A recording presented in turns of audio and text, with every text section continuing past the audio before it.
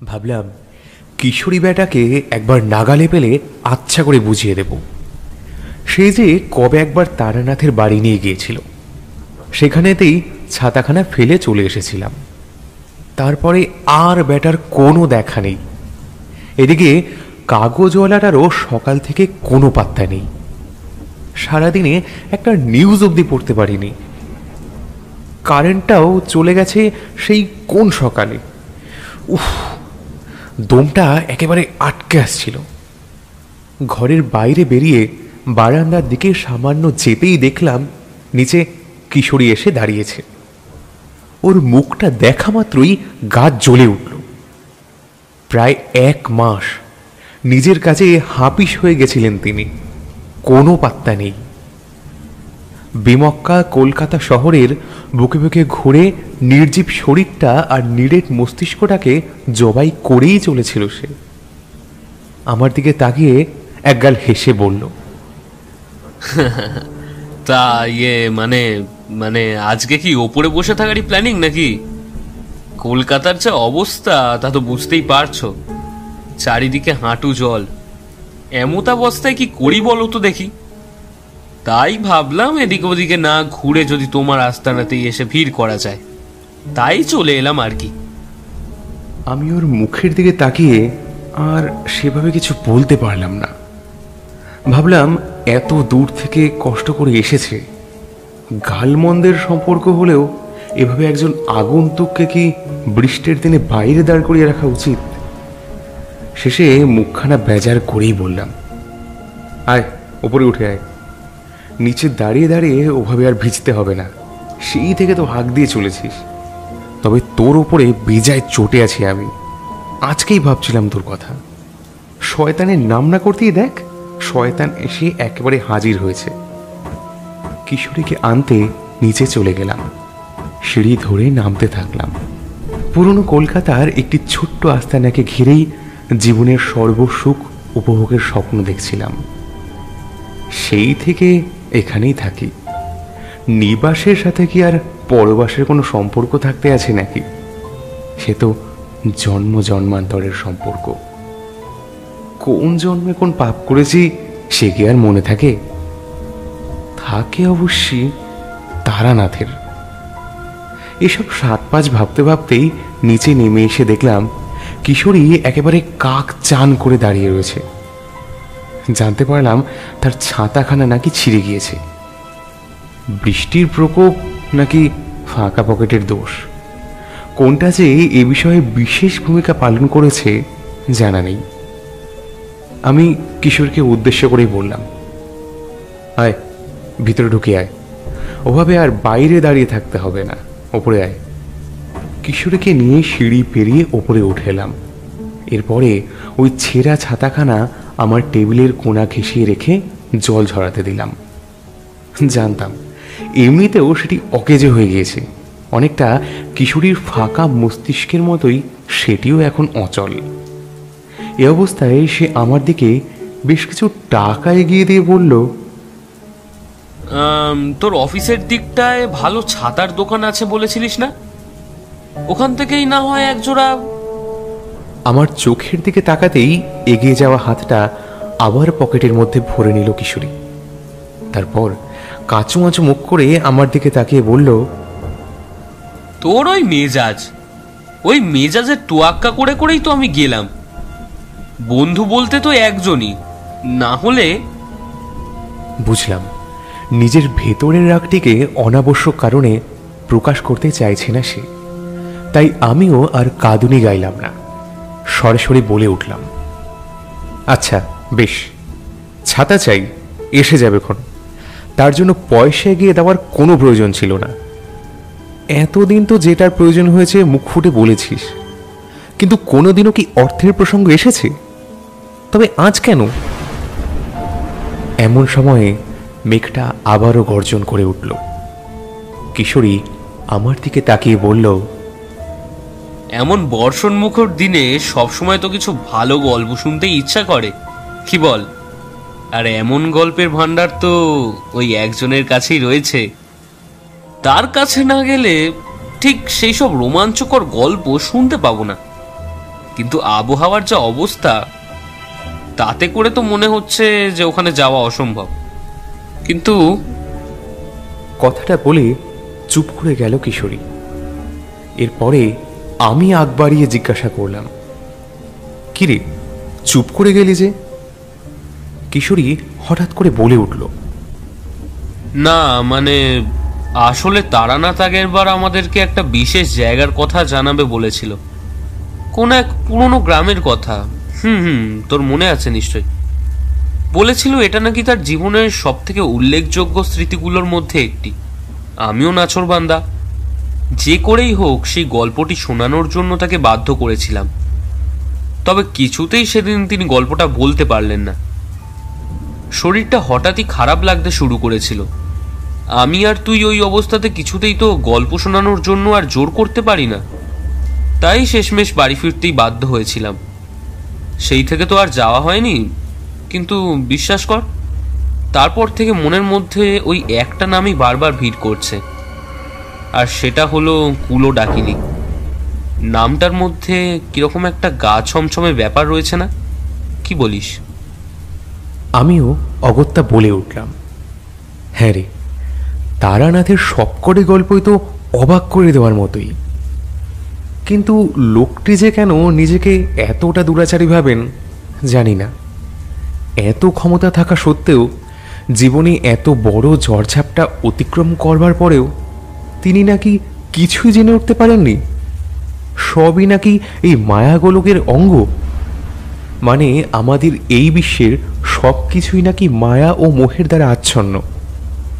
আমিও জানি না এই কথাটি কতখানি সত্যি বা মিথ্যে, তবে এটুকু জানি লোকটি নিতান্তই একজন মহাজ্ঞানী। তবেই না সমস্ত সমস্যার এক আশু ও বুদ্ধিদীপ্ত সমাধান বার করে দিতে পারেন। কিরে, যাবে একবার? আমি যেন কিশোরীর মুখের কথাটাই একেবারে কেড়ে নিলাম। সেও আমার দিকে তাকিয়ে বলল, হ্যাঁ যাব তো। আমি তো আসলে সেই জন্যই না মানে জানতাম সে ওই কারণেই আমার ভিটেতে এসে উপস্থিত হয়েছিল। ঝড় জল মাথায় নিয়ে না হলে অমন মানুষের পদধূলি কি সহজে পড়ে? এছাড়া আমি ছাড়া তো তার আর কোনো গতিও নেই। অচিন্তের মতো একা একা পথ ধরে তারানাথের ভিটেতে গিয়ে ভিড়লেও শেষমেশ যে গল্পের মাথামুন্ডু কিছুই বুঝে উঠতে পারবে না বা তার দ্বারা পারা সম্ভব হয়ে উঠবে না, এই বিষয়টি সম্পর্কে কিশোরী বেশ ভালো রকম অবগত ছিল বই।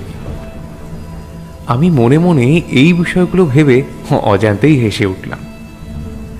যেতে তো পারি, কিন্তু ছাতাখানা বোধহয় ওই দিন তারানাথের বাড়িতেই ফেলে চলে এসেছিলাম, বুঝলি তো। একবার না একবার যাওয়া পড়বেই জেনে আমি আর তোকে এনে দেওয়ার জন্য জোর করিনি। তবে এবারের যাওয়াটা যে এতটা বিলম্ব হবে সেটা আশা করিনি। যাক, বৃষ্টিতে যদি একটু ছ্যাঁক দেয় তাহলেই আমরা বেরিয়ে যেতে পারি। আজকের দিনটাও বেশ ভালো আছে, রবিবার, সেই সাথে কৌশিক অমাবস্যার রাত। আশা করি আজকের গল্পটা বেশ ভালোই জমবে, কি বলিস? কিশোরীও বরাবরের মতো একগাল হেসে আমার দিকে তাকালো। এরপরে আমাকে উদ্দেশ্য করে বলল, আজ একটা পাসিং শো কিনে এনেছি। ওই দিকটা থেকে আসবার সময় নজরে পড়েছিল আমার, তখনই মনে হয়েছিল কিনে নি। যদি যাওয়ার উপক্রম হয় তাহলে ওই জিনিসখানা তো অবশ্যই সঙ্গে রাখতে হবে, তাই আর কি। তবে তুই যেভাবে গোমরা মুখ করে বারান্দায় দাঁড়িয়েছিলিস, ভেবেছিলাম আজকে আর যাওয়ার কোনো সুযোগই হবে না। কিন্তু এখন দেখছি আমার থেকে তোর আগ্রহই তো বেশি। আমি কিশোরীকে একখানা ধমক দিয়ে বললাম, তুই থামবি? সব সময় আর কি ফাজলামো কিন্তু আমার একেবারেই ভালো লাগে না। পাসিং শো কিনে বেশ ভালোই করেছিস বুঝলি। তা আমাদের ঠোঙা ভর্তি করে চপটাও তো নিয়ে যেতে হবে নাকি? ওটাও যে ওনার বেশ পছন্দের। তাই ভাবলাম যদি সেটাও সাথে থাকে তাহলে তো আর কোনো কথাই নেই। ভাইয়েরা ভাই মিলে দুজনেই আনন্দে আত্মহারা হয়ে উঠলাম। এরপরে বৃষ্টিটা একটু ছ্যাঁক দিতেই মঠ লেনের দিকে এগোতে শুরু করলাম। কলকাতা শহরের রাস্তাঘাটের অবস্থা ছিল একেবারেই নৈবচ। ওখানে যে মানুষ বসবাস করতে পারে কিভাবে, সেই প্রশ্নই বারবার করতে ইচ্ছা করছিল। কিন্তু নিজেকে জিজ্ঞাসা করলে কেবল একটাই উত্তর পাই, কি করবি, ওই 10-12 খুপড়িটাই আস্তানা, ওর থেকে বেশি কিছু বাগাতে গেলেই অর্থের প্রয়োজন পড়ে। তা সেই অর্থের জোর কবে হবে, ঈশ্বর কবে মুখ তুলে চাইবেন, এসব জানা নেই। এসব আবোল তাবোল কথা ভাবতে ভাবতেই কিশোরীর সাথে যখন অনেকটা রাস্তায় চলে এসেছি, তখন রাস্তার ধারে চপের দোকান নজরে পড়তেই থমকে দাঁড়ালাম। তারানাথের মুখটা মনে পড়ে গেল। কত আনন্দের সাথেই না তিনি এই চপ ভক্ষণ করেন। আহা, ভাবলেই অবাক হতে হয়। এক তান্ত্রিকের আবার চপের নেশা, সিগারেটের নেশা, কি অদ্ভুত না? আপনাদের মতো আমিও এসব ভেবে বেশ অবাক হয়েছিলাম। তারপরে ভাবলাম, জীবনে নানা ঘাত প্রতিঘাতের মধ্যে দিয়েই তো মানুষকে এগিয়ে যেতে হয়। কোন ক্ষেত্রে কোন বিষয়টি পরিবর্তিত হয়ে যায় সে কথা আর কজনই বা বলতে পারে। তবে একথাও সত্যি যে মানুষটার মনের কথা কখনোই মুখে প্রকাশ পায় না, বড্ড চাপা স্বভাবের। তবুও ওই মানুষটার কাছ থেকেই জানি না কেন গল্প শুনতে এত ভালো লাগে। মনে হয় ছুটে যাই, পাহাড় পর্বত ডিঙিয়ে বৃষ্টি বাদল সব কিছুকে তুচ্ছ করে ওই মঠ লেনের বাড়িটার সামনে গিয়ে উপস্থিত হই। চপের দোকানি একটি ঠোঙা ভর্তি করে চপ এগিয়ে দিয়ে বলল, এই ভাইয়া, আজ এতদিন পরে কি ব্যাপার? এতদিন তোমরা কোথায় ছিলে? আমি ওই নানান বাহানাগুলির মধ্যে থেকেই একটিকে যথোপযুক্ত করে বার করে তার সামনে অত্যন্ত নিপুণতার সাথে তুলে ধরে বললাম, ওই কিছু না, আসলে কিছুদিন অফিসের কাজও ছিল, আর সেই সাথে শরীরটাও ঠিক ছিল না। এসবের চক্করে আর আসা হয়নি। তবে আপনার দোকানের চপে সত্যি জাদু আছে, সে আপনি স্বীকার করুন বা নাই করুন, বেশ সুস্বাদু। কিন্তু লোকটি আমার মুখের দিকে তাকিয়ে বেজায় হাসলেন। নিজের কাজে মন দেওয়ার আগের মুহূর্ত পর্যন্ত তার ঠোঁটের কোনা ঘেঁষে ছড়িয়ে পড়া হাসির উদ্রেকগুলিকে একত্রিত করলেই বোঝা যাচ্ছিল তিনি আত্মপ্রশংসা করতে কতটা পছন্দ করেন। আর ঠিক ওই কারণেই কারুর দ্বারা প্রশংসিত হওয়ার মধ্যেও তিনি বেশ খানিকটা যথার্থতা খুঁজে পান। এত রকমের সংস্রবের মধ্যেও তারানাথের বিষয়টা আমাদের প্রত্যেকেরই মনে ছিল। কিশোরী হঠাৎ আমার দিকে তাকিয়ে বলল, চপওয়ালার সাথে একটু বেশি আদিক্ষেতা হয়ে যাচ্ছে না? একটা কথা চাপতে গিয়ে যে হাজারো মিথ্যে কথা বলে ফেলেছিস, সেগুলোর দায় পড়ে নিতে পারবি তো? আমিও কোনো রকমে হাসি চেপে সামনের দিকে এগোতে শুরু করলাম। দেখলাম বৃষ্টির প্রকোপটা আবার ধীরে ধীরে বৃদ্ধি পেতে শুরু করেছে।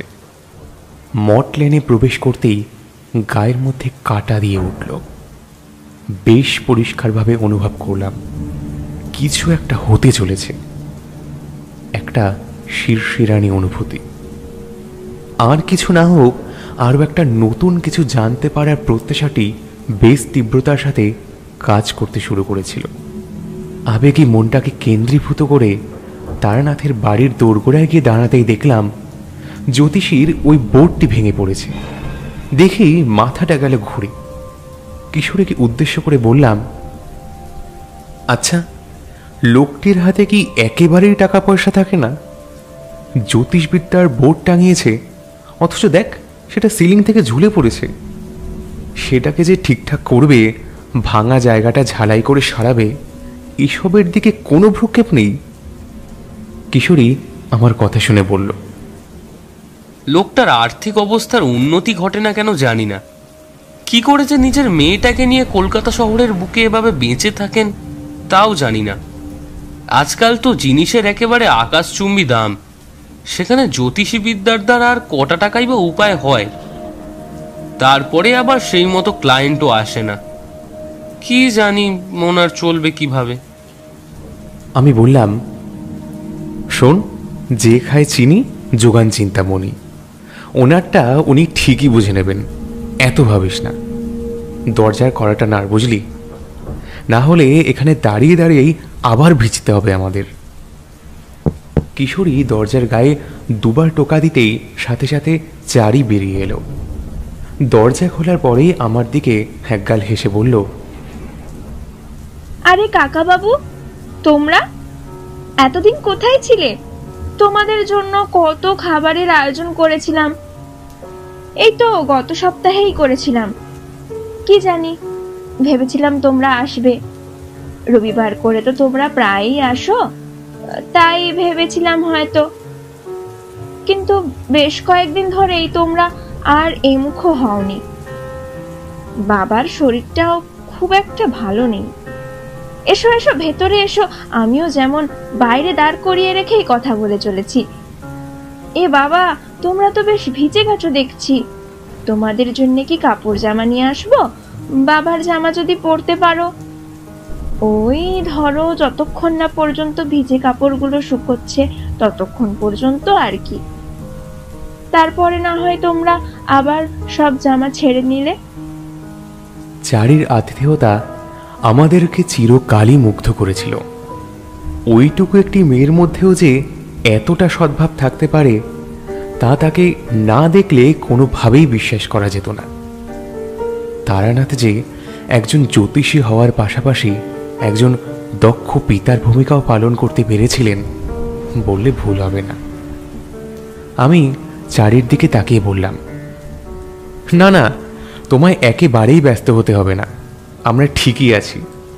এই নাও, তোমাদের জন্য গরম গরম চপ আর সাথে তেলে ভাজাও এনেছি, যেটা ভালো লাগে খাও। আসলে কয়েকদিন আসতে পারিনি, তাই মনটাও ভালো লাগছিল না। ভাবলাম মানুষটাকে গিয়ে একবার দেখেই আসি, তাই দুজনে চলে এলাম। কিন্তু আজকে বৃষ্টির প্রকোপটা ছিল অত্যাধিক বেশি। এখনো দেখো না, আবার আকাশ কালো করে এসেছে। ঝিরঝিরে বৃষ্টি পড়ছিল, কিন্তু রাস্তায় বেরোনোর পরেই রেশটা বেড়ে গেল। আর যা হয় আর কি, পুরো ভিজে গেলাম। ছাতিখানা তোমাদের ভিটেতেই বোধহয় ফেলে গেছিলাম। আমার কথাটা শেষ হওয়ার সাথে সাথেই চারি বলে উঠল, হ্যাঁ, সে আর বলতে, আমি যত্ন করে রেখে দিয়েছিলাম। তোমরা গল্প করো, আমি ততক্ষণে তোমাদের জন্য চা আর তেল দিয়ে মুড়ি মাখার ব্যবস্থা করছি। সেই সাথে আসবার পথে কাকাবাবুর ছাতাটাও সঙ্গে করেই নিয়ে আসবো। সেটি আমার কাছে বেশ সযত্নেই গচ্ছিত রয়েছে।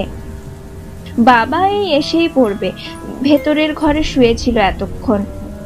তোমাদের গলার শব্দ পেয়ে এদিকে আসতে চাইল। তাকে বাধা দেয় এমন সাথী আর কারই বা আছে? যাক, তোমরা বিশ্রাম করো, বাবা আসছে। আমি আর কিশোরী ঘাড় নেড়ে চারিকে সম্মতি জানাতেই সে ভিতরের ঘরের দিকে চলে গেল।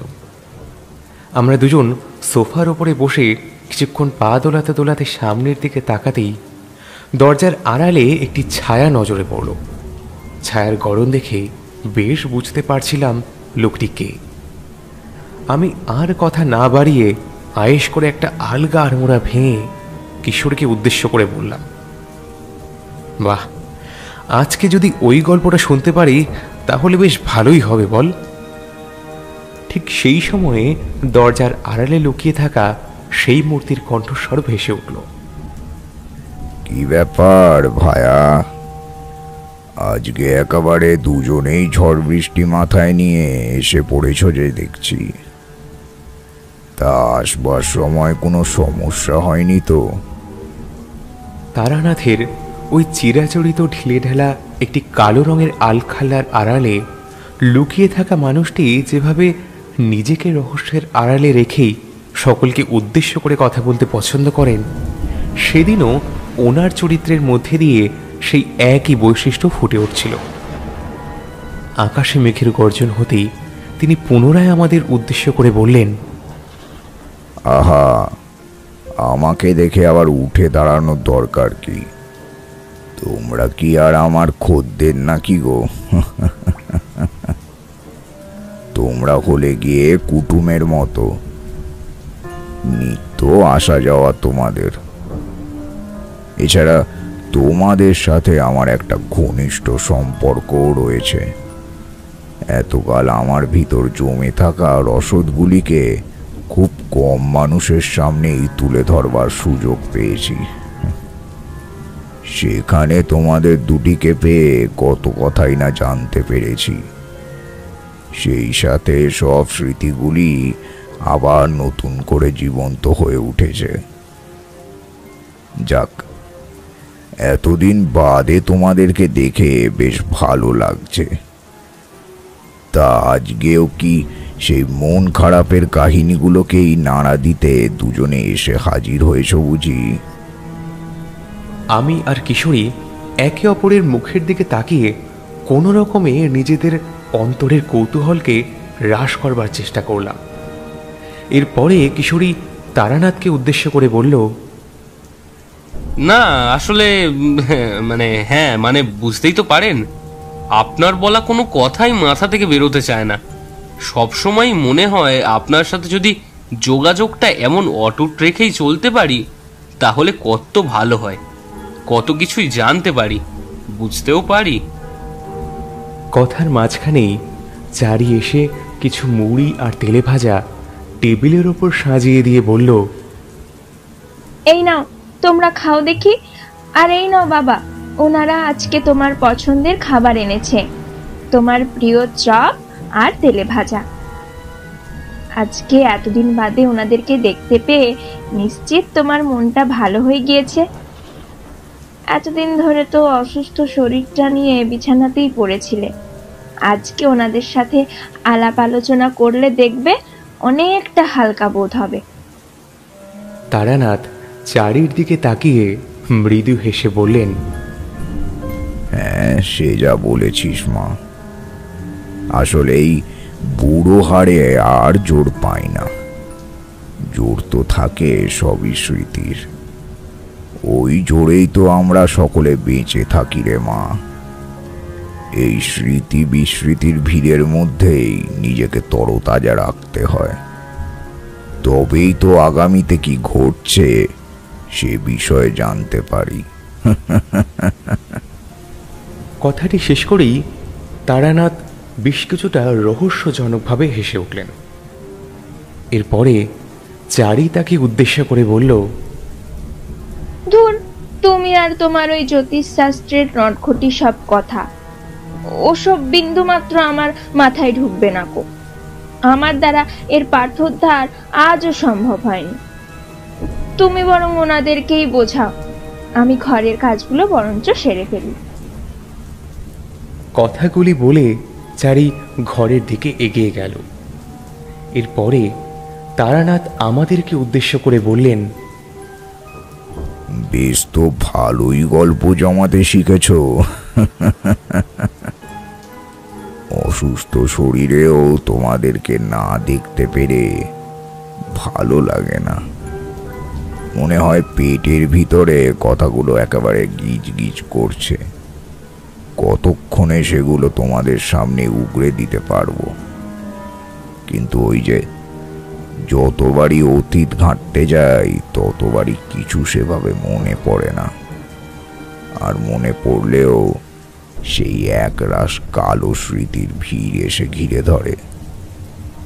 মনের ভেতরে থেকে যাওয়া দ্বন্দ্বগুলোকে রোধ করে এলোমেলো স্মৃতির বিসারণের সাক্ষী থাকা ছাড়া আর কিছুই বাকি থাকে না। এগুলো এক প্রকার বিড়ম্বনা হে বিড়ম্বনা। কালো শক্তির সাথে লড়াই করতে পারা এতটাও সহজ নয়। সেখানে আবার ওই ডাকিনী হাকিনীর মতো শক্তিরা। তা আবার এই সব কেন? এমনিই তো আসতে পারো। আচ্ছা, আমার জন্য এত খাবার দাবার সঙ্গে করে আনার দরকারটাই বা কি? আমি তারানাথের মুখের দিকে তাকিয়ে হাঁ করে ওনার মুখ নাড়া লক্ষ্য করছিলাম। লোকটির প্রতিটি শব্দের মধ্যেও যেন একটি জাদু ছিল। মনে হতো উনি যেন অর্ধেক কথা মনের মধ্যে রেখে বাকি কথা আমাদের সামনে উগরে দেন। তবে এগুলির কৌশল আয়ত্ত করেছেন কোথায় সেটা কিছুতেই বুঝে উঠতে পারতাম না। এসব ভাবতে ভাবতে যখন বিভোর হয়ে পড়েছি, তখন তারানাথ আমাকে উদ্দেশ্য করে বলে উঠলেন, হাঁ করে তাকিয়ে দেখছো যে, থালাটা তাড়াতাড়ি ফাঁকা করো। আমি একগাল হেসে বললাম, সে তো এমনিতেই ফাঁকা হয়ে যাবে। আপনার গল্প শুনতে শুনতে এইসব কি আর খেয়াল থাকবে? কখনো ফুরিয়ে যাবে দেখবেন। আচ্ছা, আপনার বাড়ির বাইরের ওই বোর্ডটা, মানে জ্যোতিষবিদ্যা চর্চার ওই বোর্ডটা ওইভাবে ঝুলতে দেখলাম। দেখে খুবই খারাপ লাগছিল। মনে হলো অনেক দিন ধরে আপনি ওটিকে চরম অবহেলায় ফেলে রেখেছেন। কিন্তু এর কারণ কি জানতে পারি? আসলে মনে হলো সেটি তো আপনার প্রয়োজনেরই বস্তু। তারানাথ খাটের পায়ের ওপরে আরও একটু ভর দিয়ে বসলেন। সাথে সাথে পায়াটি ক্যাঁচ করে আওয়াজ করে উঠল। বুঝলাম তার সাথে সাথে ওই খাটটিরও বয়স বেড়েছে। এরপরে তারানাথ বেশ কিছুটা চপ মুখে ঢুকিয়ে চিবোতে চিবোতে বললেন, শখ করে কি আর কেউ নিজের পায়ে কুড়ুল মারে বাবা? মারে না, কোনো দিনও মারে না। আসলে বুঝতেই তো পারো, এই সকল শাস্ত্রবিদ্যায় আজ আর তেমন কোনো গুরুত্ব নেই। মানুষের কাছে আজ আধুনিকতাই সব থেকে বেশি গুরুত্বপূর্ণ হয়ে উঠেছে। কালজয়ী মানবের উপস্থিতি এখন শুধুমাত্রই শাস্ত্রের পাতাতেই শোভা পায়। এই জ্যোতিষী বিদ্যার দ্বারা আয়ের মাধ্যম তৈরি করার যে অলীক স্বপ্ন দেখেছিলাম, সেটি এক প্রকার স্বপ্ন হয়েই থেকে গেছে বৈকি। আসলে কি জানো, এই পৃথিবীতে কোনো কিছুই সুস্থির নয়। ক্রমবর্ধমান গতিতে বিচ্ছিন্নতাবাদী শক্তির ন্যায় এরা একে অপরের সাথে লড়াই করেই চলেছে। এই অসাধারণ লড়াইয়ের সাক্ষী থাকতে পারার বিষয়টিও বড়ই চমৎকার, কিন্তু এতে যে ঝুঁকি আছে তা তোমার জীবন সংশয়ের কারণ হয়ে যেতে পারে। আমাদের অলক্ষ্যে ঘটে চলে একাধিক ভয়ঙ্কর সব ঘটনা, অথচ দেখো আমরা কিন্তু সেটিকে চোখের সামনে দেখেও আন্দাজ করতে পারি না। এর জন্য প্রয়োজন নিজের অন্তরের জ্ঞানের। এই জ্ঞানকে জাগরিত করবার মধ্য দিয়েই কিন্তু তুমি নিজেকে শক্তিশালী করে গড়ে তুলতে পারবে। আবার এই জ্ঞানকেই যদি তুমি নিজের স্বার্থে অর্থাৎ সমৃদ্ধি লাভের ক্ষেত্রে ব্যবহার করতে যাও, তাহলে সেটি অপব্যবহারের আওতায় পড়বে। এই বিষয়টি কিন্তু কোনোদিনও গুরু শিষ্যর পরম্পরার মধ্যে সীমাবদ্ধ থাকে না। ভেবো না গুরুকে দেখেই সর্বদা তার শিষ্যরা এমনটা শেখেন বা করেন। এগুলো যার যার নিজস্ব প্রবৃত্তি বলতে পারো।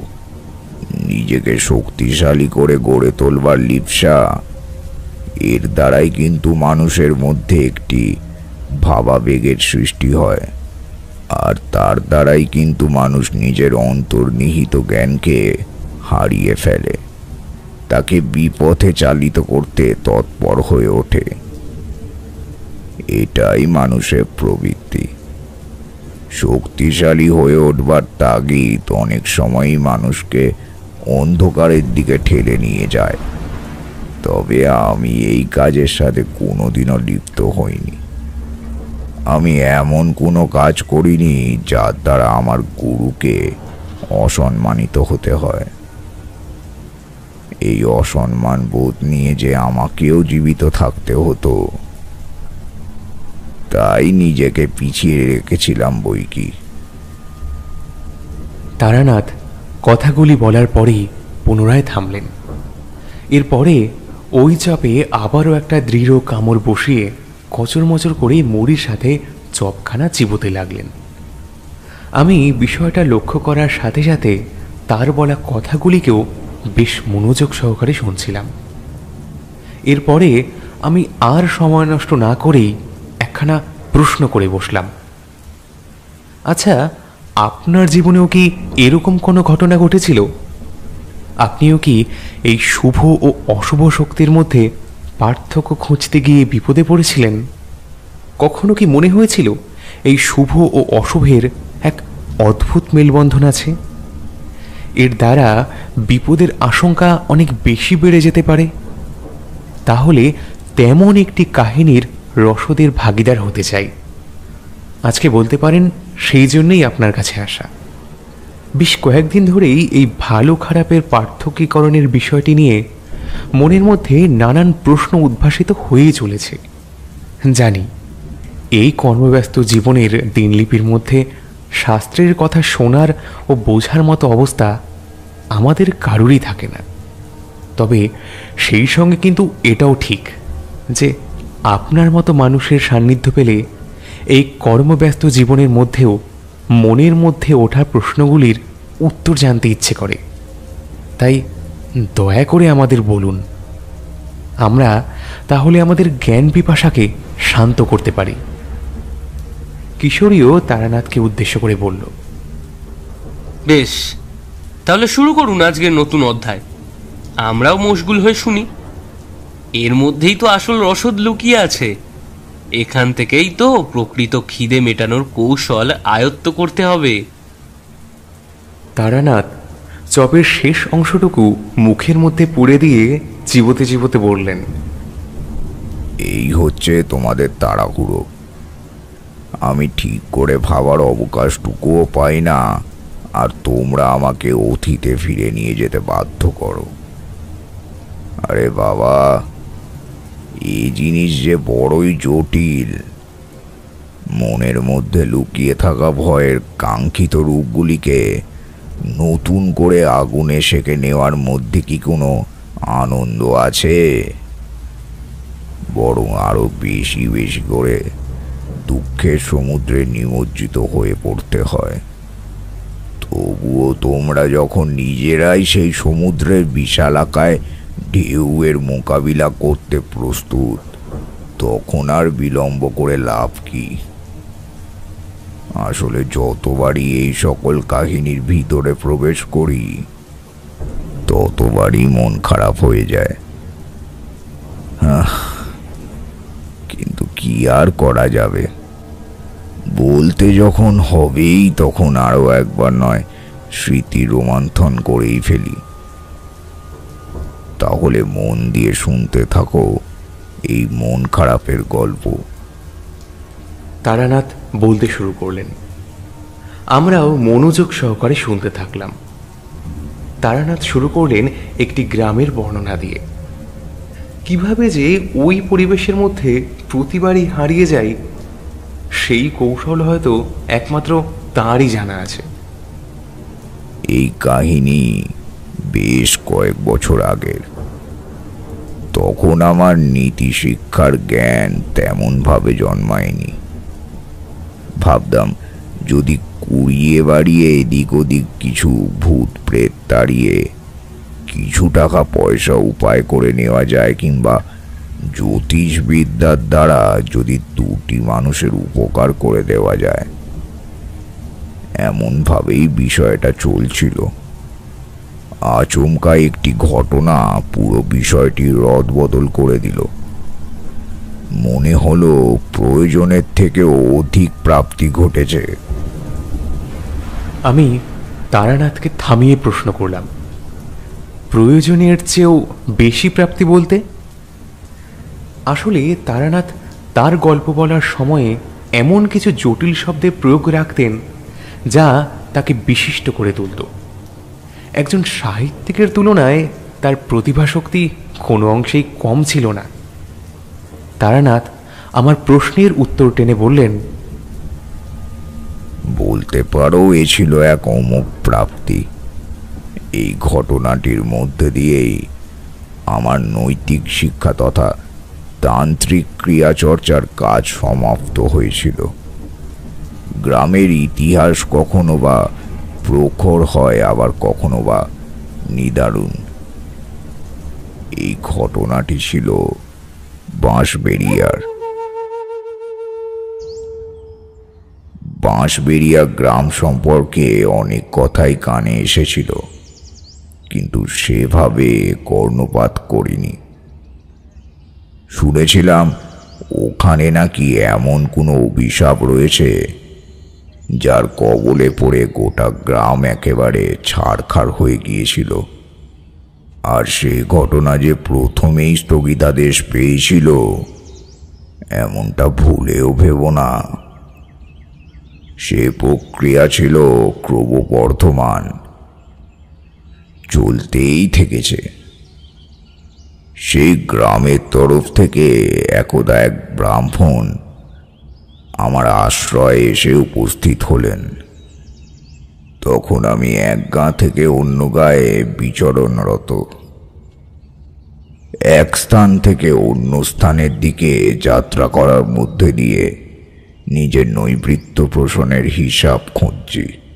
ঠিক সেই সময়ই একটি আস্তানার এসে উপস্থিত হলেন ওই ব্রাহ্মণ পুরোহিত।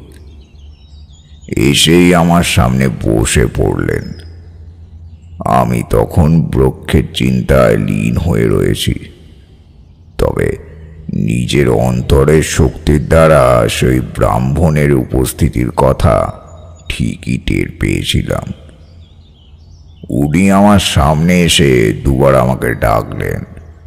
সম্বোধনের ভাষার মধ্যেও এক অভিজাত্য লক্ষ্য করতে পেরেছিলাম। উনি আমাকে উদ্দেশ্য করে বললেন, বাবা, শুনছেন বাবা? আপনার সাথে একটি জরুরি বিষয়ে আলোচনা করবার উদ্দেশ্যেই এত দূর পর্যন্ত ছুটে এসেছি। জানি না এই সমস্যার হাত থেকে আপনি আমাদেরকে রক্ষা করতে পারবেন কিনা, তবে এই বিষয়ে আমরা নিশ্চিত যে এই কাজ আপনিই করতে পারবেন, সফলতা এনে দিতে পারবেন। ব্রাহ্মণের কথাগুলি শুনে সেদিন বেজায় চটে গিয়েছিলাম। আমার কাছে কি কেবল নিষ্পত্তির কারণ খোঁজার জন্যই আসে মানুষ?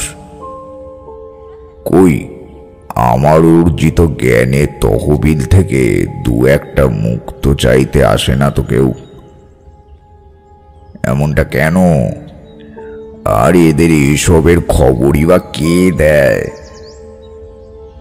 আমি তো শুধু নিজের জ্ঞান পিপাসাকে আরো স্বয়ংসম্পূর্ণ রূপ দেওয়ার জন্যে এখানে সেখানে ঘুরে চলেছি। সেখানে এই উদ্বাস্তুর মতো লোকটা কোথা থেকে এসে হাজির হলো? মনের মধ্যে চলতে থাকা নানা ভাবাবেগকে সঙ্গত করে ব্রাহ্মণকে উদ্দেশ্য করে জিজ্ঞাসা করলাম, তা আমার ছত্রছায়া আসার কারণ কি? আমি তো সেভাবে কোনো কিছুর কোনো কারণ নির্ধারণ করতে শিখিনি। বলতে পারেন এই নিত্য বিচরণের মধ্যে দিয়ে নিজের জ্ঞান পিপাসাকে মেটানোর চেষ্টা করে চলেছি মাত্র। এর দ্বারা দিন দশের ভালো হচ্ছে, সেটাই প্রাপ্তি। তবে কোনো মহান কাজের উদ্দেশ্যে এখনো পাড়ি দেওয়ার মতো সম্বল আয়ত্ত করতে পারিনি। তা আপনি যখন এত দূর থেকে এসেছেন, তখন না হয় আপনার মুখেই গোটা বিষয়টা শুনি। ব্রাহ্মণ আমার সম্মুখেই বসলেন। এরপরে আমাকে উদ্দেশ্য করে বললেন, আপনি আমার প্রণাম গ্রহণ করুন বাবা। আমি বাঁশবেড়িয়ার জমিদার পরিবারের পুরোহিত। ওই পরিবারের হয়ে আমরা বংশ পরম্পরায় পূজা করে আসছি। পরিবারের মন্দিরের প্রতিষ্ঠিত দেবী বেশ জাগ্রত। দেবীর নাম কপাল ভৈরবী। ওনারা জমিদার হলেও একজন তান্ত্রিক দেবীর উপাসনা করেন। ওই দেবী ওনাদেরকে সমস্ত রকমের কালো শক্তির হাত থেকে রক্ষা করেন। তবে এদের পরিবারের কোনো এক পুরুষের দ্বারাই এমন কোনো পাপক্রিয়া সাধিত হয়েছিল যার দ্বারা এই পরিবারটি আজও অন্ধকারেই রয়ে গিয়েছে। দেবীর পূজার প্রচলন নিত্যক্রিয়ার মতোই সম্পন্ন হয়, তবে গ্রামের বুকে সিঞ্চিত থাকা অভিশাপের হাত থেকে দেবী মাও গ্রামটিকে রক্ষা করতে পারছেন না, কিংবা বলতে পারেন করতে চাইছেন না হয়তো। এখানেই সমস্ত বিষয়ের ক্ষেত্রে জটিলতা সৃষ্টি হয়েছে। গ্রামে মন্দিরের পাশেই একটি বিশাল পুকুর রয়েছে। আগে গ্রামের লোকেরা ওই পুকুরের জল নিয়েই সমস্ত কাজে ব্যবহার করত। এছাড়া যে কোনো পবিত্র কাজের জন্য ওই পুকুরটিকেই ব্যবহার করা হতো। এমনকি এখনো মন্দিরের কাজে ওই পুকুরের জলই ব্যবহৃত হয়। তবে বর্তমানে কেউ আর ওই পুকুরের জল ছুঁয়েও দেখতে চাইছেন না। যারাই ওই পুষ্করিণীর জল ব্যবহার করতে যাচ্ছেন তাদেরই মৃত্যু ঘটছে। এসবের ভয়ে জমিদার রাঘব প্রতাপও ওই পুষ্করিণীর জল ব্যবহার করা ছেড়ে দিয়েছেন। কিন্তু এর দ্বারা সব থেকে বেশি ক্ষতিগ্রস্ত হয়ে পড়েছে দেবীর পূজার্চনার কাজ। এতদিন দেবী পূজার জন্য ওই পুষ্করিণীর জলই বরাদ্দ ছিল। এমনকি জমিদাররা বংশ পরম্পরায় সেই নীতিকেই যথাযোগ্য বলে পালন করে এসেছিলেন। তবে আজকে সব কিছু নষ্ট হয়ে গেছে। সেই বিশ্বাস, সেই ভরসা, এমনকি দেবীর প্রতি মানুষের আস্থা, কোনো কিছুরই আর কোনো অস্তিত্ব নেই। কথাগুলো শেষ করে ব্রাহ্মণ পুরোহিত আমার সামনে চোখের জল মুছতে লাগলেন। আমিও বিষয়টা বেশ অনেকক্ষণ ধরেই নজর করছিলাম। ওনার চিন্তা ভাবনার মধ্যে যে একটি গভীরতা রয়েছে এবং তারই সাথে এক বিমূর্তি ক্লেশ জড়িয়ে রয়েছে, সেটি ওনার শব্দ প্রসঙ্গের ভঙ্গি প্রমাণ করে দিচ্ছিল। চোখের জলের দাম আমার কাছে সবসময় বিষয়িক মূল্যের তুলনায় অনেকটাই বেশি ছিল। আমি আমার বসার জায়গা থেকে উঠে ব্রাহ্মণের কাছে এসে উপস্থিত হলাম। এরপরে তাকে হাত দিয়ে ধরে উঠে দাঁড়াতে বললাম। উনি উঠে দাঁড়ালেন। বললাম, চোখের জল মুছুন। আপনার কাছ থেকে প্রাপ্য সংকেতগুলি এটুকু প্রমাণে যথেষ্ট যে সেখানে বিশেষ কিছুই আছে, এমন গম্ভীর কিছু যার দ্বারা মানুষের স্বাধীন সত্তার ক্ষেত্রে অনেকটাই প্রভাব পড়তে পারে। বলতে পারেন গ্রামের তথা বহু মানুষের জীবনের উপরে এর প্রভাব পড়তে পারে। এমনকি সেটাই হয়েছে। আমার অনুমান বলে ওই স্থানেই, অর্থাৎ ওই পুকুরেই এমন কিছু রয়েছে যার দ্বারা এসব ঘটছে। দীর্ঘদিন ধরে এই জায়গায় পূজার কাজ বন্ধ থাকার অর্থ বোঝেন? সেখানে প্রেতের বাস। প্রেতাত্মা নিজের মৃত্যুর প্রতিশোধ নেবার উদ্দেশ্যে এই সমস্ত ছলচাতুরির আশ্রয় নেয়।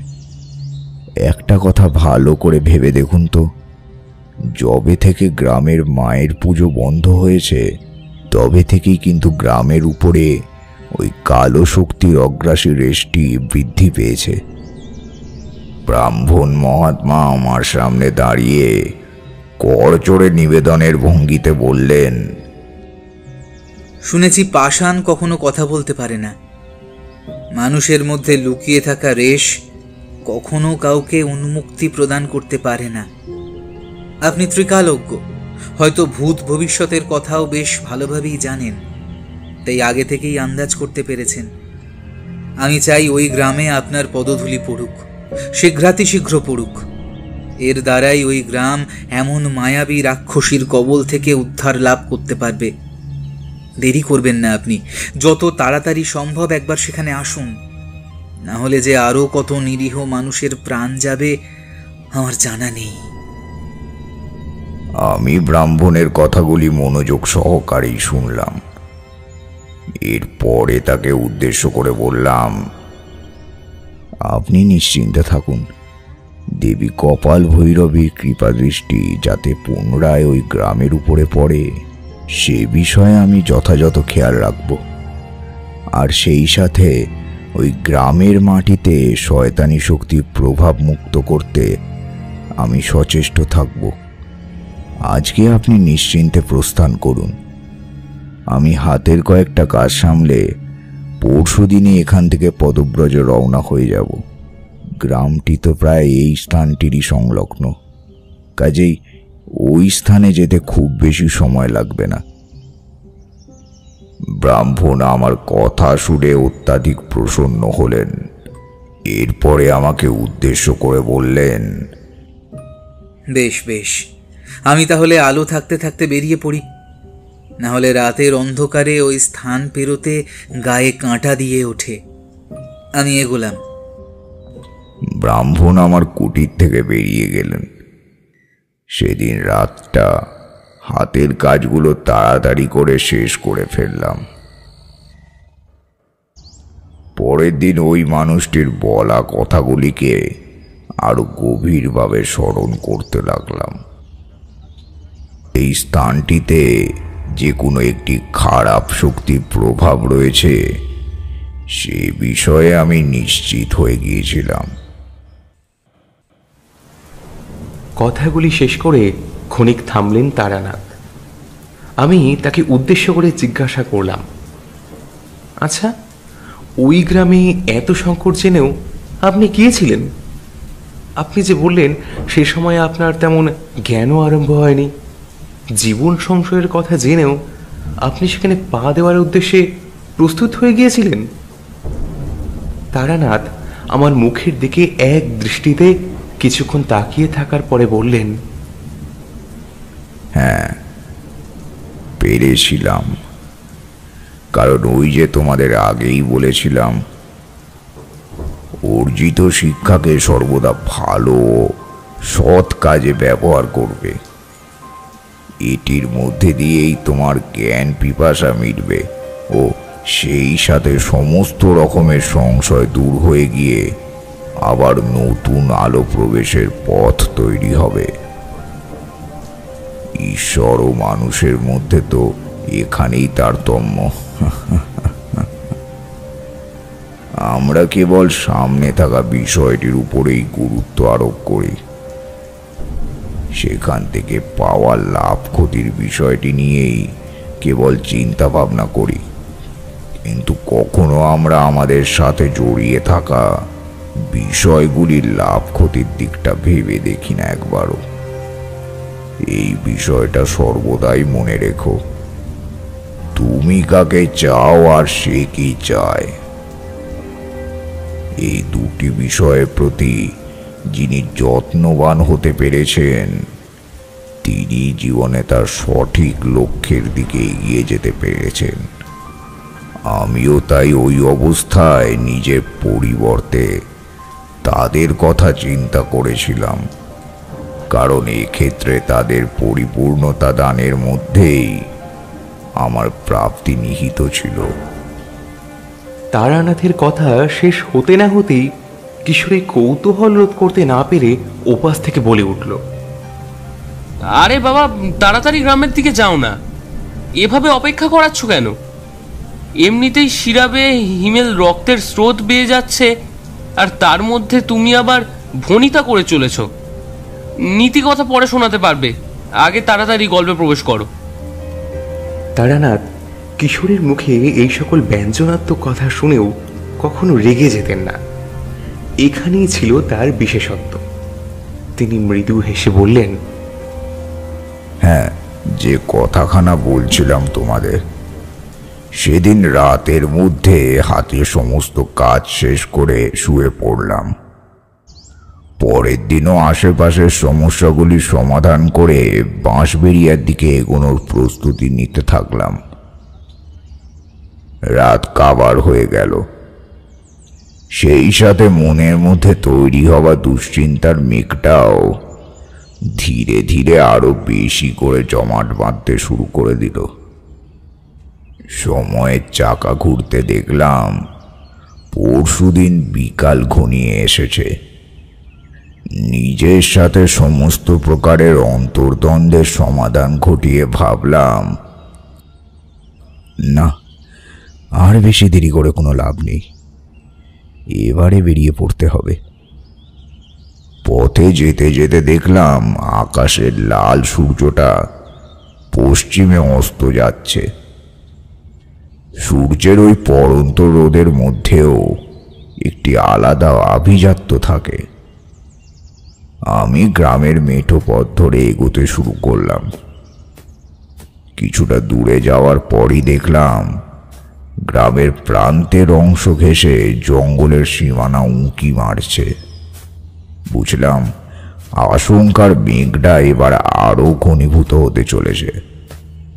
জঙ্গলের মধ্যে যে কত কি থাকতে পারে তার আর ইয়ত্তা নেই।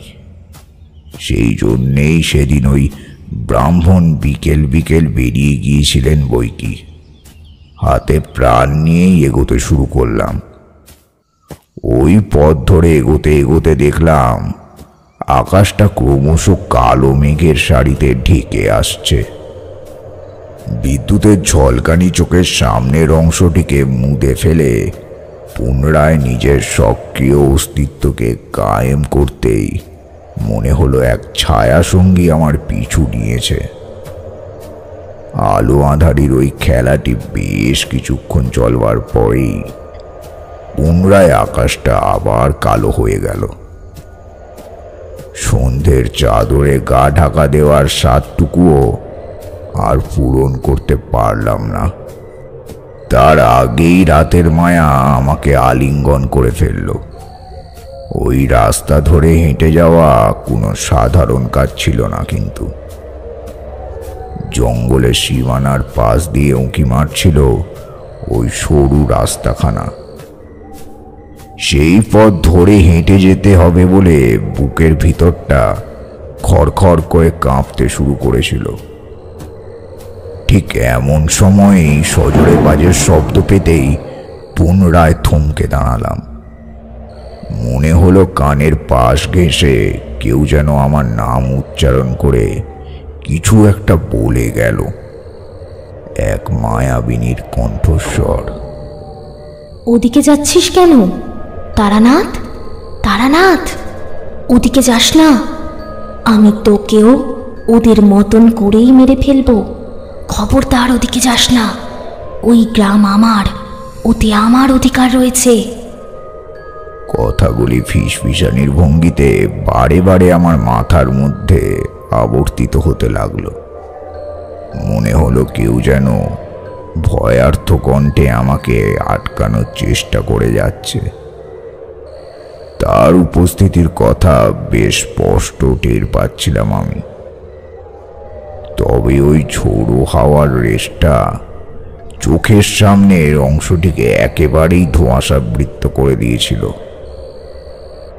কাঁটা গাছের সাথে গায়ের কাপড়টা আটকে বেশ কিছুটা অংশ ছিঁড়েও গেল। আমি থমকে দাঁড়ালাম। দেখলাম ঝড়ের রেশটা কিছুটা কমেছে। সামনের জঙ্গলটা একেবারে ঘুটঘুটে অন্ধকার। গাছের ফাঁক দিয়ে দু একটা পেঁচা নিজের সাবলীল ভঙ্গিতে ডেকে উঠল। ভয় পাওয়ার ইচ্ছে না থাকলেও ওই পরিবেশটি ভয় পেতে বাধ্য করেছিল আমাকে। জীবনে এত স্থানে ভ্রমণ করেছি, অথচ ওই রকম একটি নিস্তেজ পরিমণ্ডলের মধ্যে কোনোদিনও পড়তে হয়নি আমায়। সেবারের ওই পরিবেশটাই আমার মৃত্যু সংবাদকে সত্যি করে দেওয়ার জন্য যথেষ্ট ছিল। আমি পা টিপে টিপে এগোতে শুরু করলাম। নিচে পড়ে থাকা শুকনো পাতাগুলির উপর পা দিতেই খসখস শব্দ হতে শুরু করলো। ঠিক সেই সময় মনে হলো পিছনের দিক থেকে আবারও কোনো অস্ফুট শব্দ আমার কান ঘেঁষে বেরিয়ে গেল। আচমকা সামনের দিকে তাকাতেই দেখলাম একটি কালো রঙের বিড়াল আমাকে উদ্দেশ্য করে তাকিয়ে রয়েছে। সেই দৃষ্টির দীপ্ততার মধ্যে যে কেউ হারিয়ে যেতে পারে, সেটি বিশ্রীভাবে ম্যাও শব্দ করে আমার দিকে এগিয়ে আসতেই আমি সেটিকে পা দিয়ে সরিয়ে দিলাম। মনে হচ্ছিল ওই জঙ্গলের মধ্যে থাকা সমস্ত জীবজন্তুই সেদিন আমার বিপক্ষে। তারা কেউই চায় না আমি এগোই। তবুও নিজের উপরে আস্থা রেখে এগোতে থাকলাম। আরো কিছুটা দূরে যাওয়ার পরই দেখলাম কারুর নুপুরের শব্দ শোনা যাচ্ছে। আওয়াজটি স্থান থেকে স্থানান্তরের বিযুক্ত হয়ে পুনরায় জঙ্গলের মধ্যে দাঁড়িয়ে থাকা গাছগুলির সাথে ধাক্কা খেয়ে হারিয়ে যাচ্ছিল। সারিবদ্ধভাবে লুকিয়ে থাকা ওই গাছগুলির পিছন থেকে এক গর্ভস্থ কালো অন্ধকারের তোয়াক্কা না করেই এক ক্ষীণ অট্টহাসির শব্দ ভেসে আসছিল। প্রতিটি পদক্ষেপেই মনে হচ্ছিল সে আসবে, সে ঠিক এসে আমাকে শেষ করে ফেলবে। আমার পায়ের শব্দের সাথে সাথে সেই খসখস আওয়াজটিও আরো স্পষ্ট হতে লাগলো। আমি এক পা এগোলেই সেটিও আমার সাথে সাথেই এগোতে লাগলো। আমি থমকে দাঁড়ালে সেই আওয়াজটির উপস্থিতিও থমকে দাঁড়িয়ে পড়ছিল। আমার সারা শরীর ঘামতে শুরু করলো। এক দমকা হাওয়ার রেশ আমার কানের কাছে এসে পুনরায় বলে গেল, চলে যা এখান থেকে তারানাথ, তোকে বারবার বলছি চলে যা, না হলে এই যাওয়াই কিন্তু তোর শেষ যাওয়া হবে। চলে যা। আমি তবুও হাল ছাড়লাম না। নিজের উপরে বিশ্বাস রেখে এগোতে শুরু করলাম। ঠিক সেই সময় মনে হলো কেউ যেন আমার পিছনে এসে দাঁড়িয়েছে। আমার এগোনোর শক্তি লোপ পেল, ভিত্তি হারিয়ে ফেললাম। পিছনের দিকে ধীরে ধীরে ঘাড় ঘোরাতেই দেখলাম এক ভয়ঙ্কর চেহারার মহিলা আমার দিকে তাকিয়ে হাসছে। তার শরীরের অর্ধেকটা মানুষ আর অর্ধেক অংশ ধোঁয়া। তার আদপেও কোনো অস্তিত্ব নেই। সেই ধোঁয়াটি কুণ্ডলি পাকিয়ে ধীরে ধীরে উপরের দিকে অগ্রসর হতে থাকলো। দৃষ্টমান শরীরের অংশগুলিকে নিজের করাল কৃত্যের আস্তরণে ঢেকে ফেলার আগের মুহূর্ত পর্যন্ত আমাকে উদ্দেশ্য করে কিছু একটা বলে চলল সেই মূর্তি। চলে যা, এখান থেকে চলে যা, না হলে কিন্তু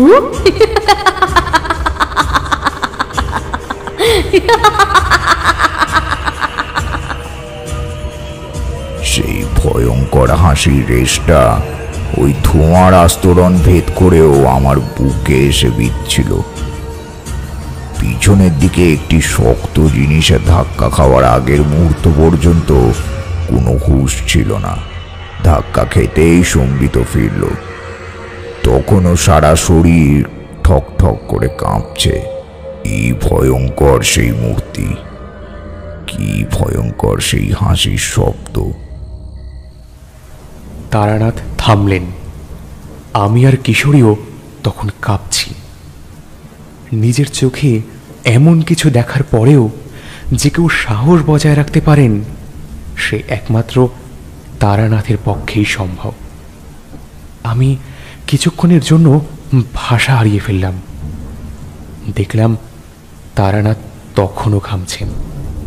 আমি শান্ত স্বরে ওনাকে জিজ্ঞাসা করলাম, এর পরে কি হয়েছিল? আপনি কি সেই মায়াবিনীর কবল থেকে মুক্ত হতে পেরেছিলেন? এই মায়াবিনী কি ব্রাহ্মণের বলা সেই মহিলা যিনি মৃত্যুর পরেও গ্রামের ওপরে নিজের কালো শক্তির প্রভাবকে বলবৎ রেখেছিলেন? তারানাথ আমার দিকে তাকালেন, এরপরে বললেন, আমিও প্রথমে ভেবেছিলাম এটি ওই জঙ্গলের মধ্যে থাকা কোনো বিদগ্ধ প্রেতাত্মার কাজ, কিন্তু পরে বুঝতে পারলাম তা নয়। এটি ওই গ্রামের উপরে বর্ষিত হওয়া সর্বোৎকৃষ্ট অভিশাপের বীজ। সেদিন আমার হাতে থাকা ওই পবিত্র কবচটি আমাকে রক্ষা করেছিল, না হলে আমার পক্ষে বেঁচে ফিরে আসা হয়তো সম্ভব হতো না। এরপরে আমি আর কিছুই দেখতে পেলাম না। পরিবেশের হঠকারিতা সাধারণ পরিমণ্ডলকে খর্ব করে রাতের আঁধারকে আরো ঘন কালো আচ্ছাদন প্রদান করেছিল। ভাবলাম সুখের থেকে স্বস্তি ভালো। যা দেখেছি সেটিকে একটি দুঃস্বপ্ন মনে করে গ্রামের দিকে এগিয়ে চললাম। গ্রামের ভিতরে প্রবেশ করতেই দেখলাম জায়গাটি একেবারে শুনশান হয়ে পড়ে আছে। মনে হলো যেন সেখানে কোনো প্রাণের উপস্থিতিই নেই। দূরে দূরে দু একটা কুটির নজরে পড়ল। ভাবলাম, এত বড় একটি গ্রাম। সেদিন ব্রাহ্মণের কথা শুনে তো মনে হয়েছিল গ্রামের জনসংখ্যা বেশ ভালোই হবে, কিন্তু এখন তো দেখছি গ্রামের লোকজন একেবারেই নেই বললেই চলে। কিন্তু এমনটা হওয়ার কারণ কি? তাহলে কি এই শপিনীর প্রকোপ এতটাই ভয়ঙ্কর যে তা সকলকে গ্রাস করে দিয়েছে? আমি অজান্তেই আরো কিছুটা রাস্তা এগিয়ে গেলাম। এরপরে একটি কুটির নজরে পড়তেই আমি সেদিকে পা চালাতে লাগলাম। সামনে গিয়ে দাঁড়াতেই দেখলাম টিম টিম করে হ্যারিকেন জ্বলছে। বাতাসে মৃদু রেশটি ওই হ্যারিকেনের শিখাটিকে সামান্য নড়িয়ে আবার সদ্গতি দিচ্ছে। আমি ভাবলাম দরজায় একবার কড়া নাড়ি। তারপরে ভাবলাম না থাক, ওই কুটিরের দাওয়ায় বসেই একটু জিরিয়ে নি। জঙ্গলের মধ্যেকার ঘটনার রেশ মস্তিষ্কের উপরে এমনভাবে প্রভাব বিস্তার করেছিল যে রাতের আঁধারকে হারিয়ে দিনের আলো ফুটে উঠবার সময় হয়ে উঠেছিল আসন্ন। কুটিরের বাঁশে ফেলান দিয়ে কখন নিস্তেজ হয়ে পড়েছি খেয়ালই নেই। এমন সময় একটি নরম হাতের স্পর্শে ঘুমটা ভাঙল।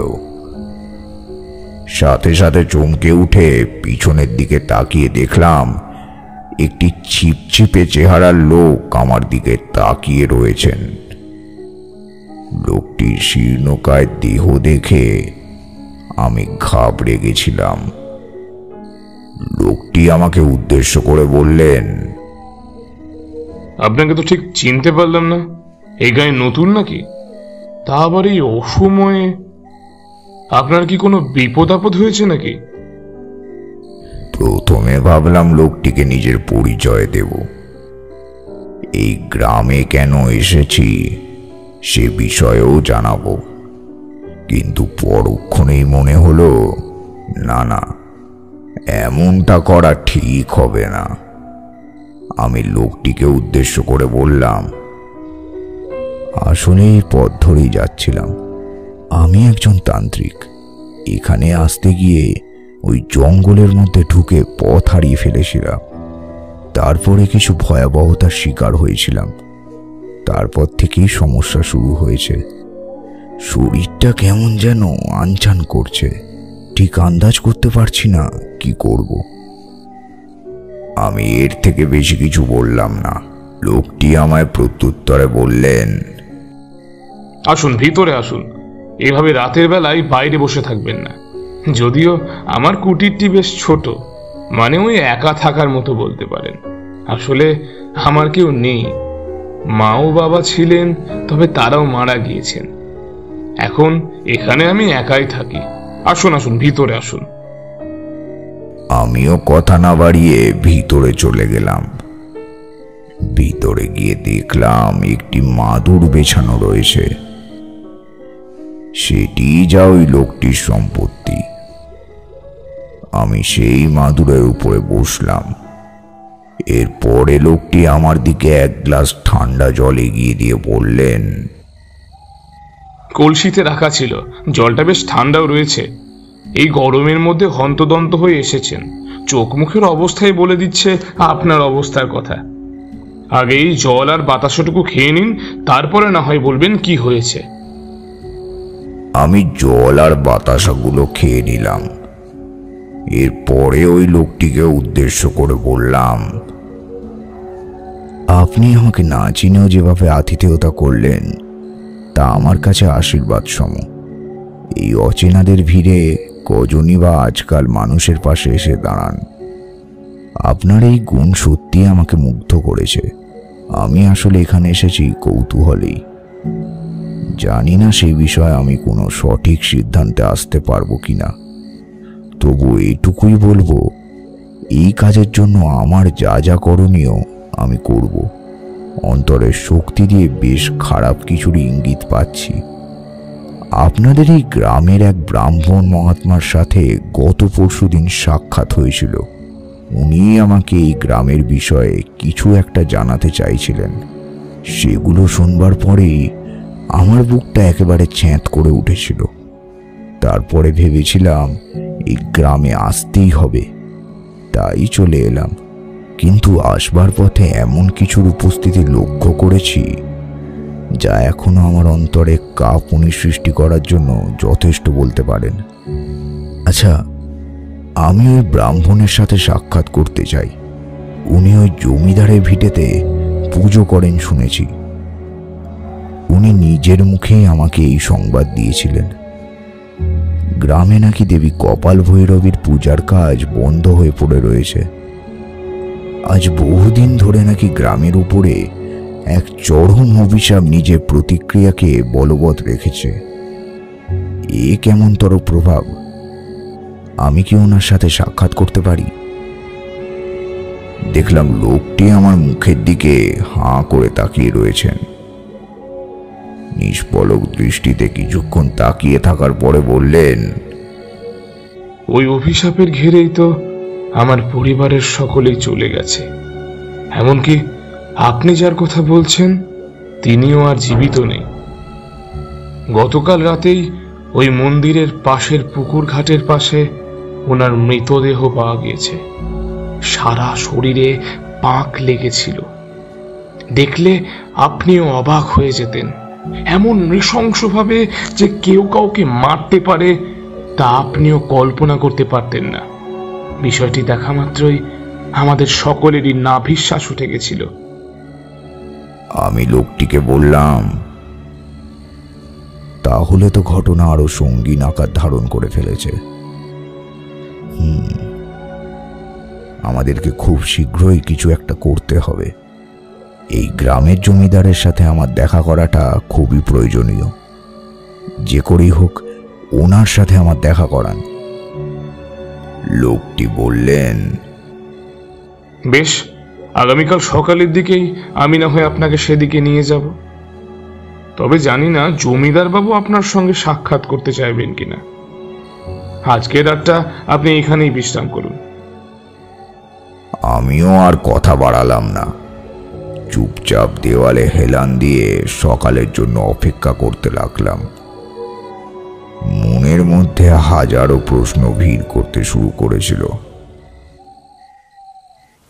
কথাগুলি বলার পরে তারানাথ আবার থামলেন। দেখলাম তিনি কপালে হাত দিয়ে কি যেন একটা ভাবছেন।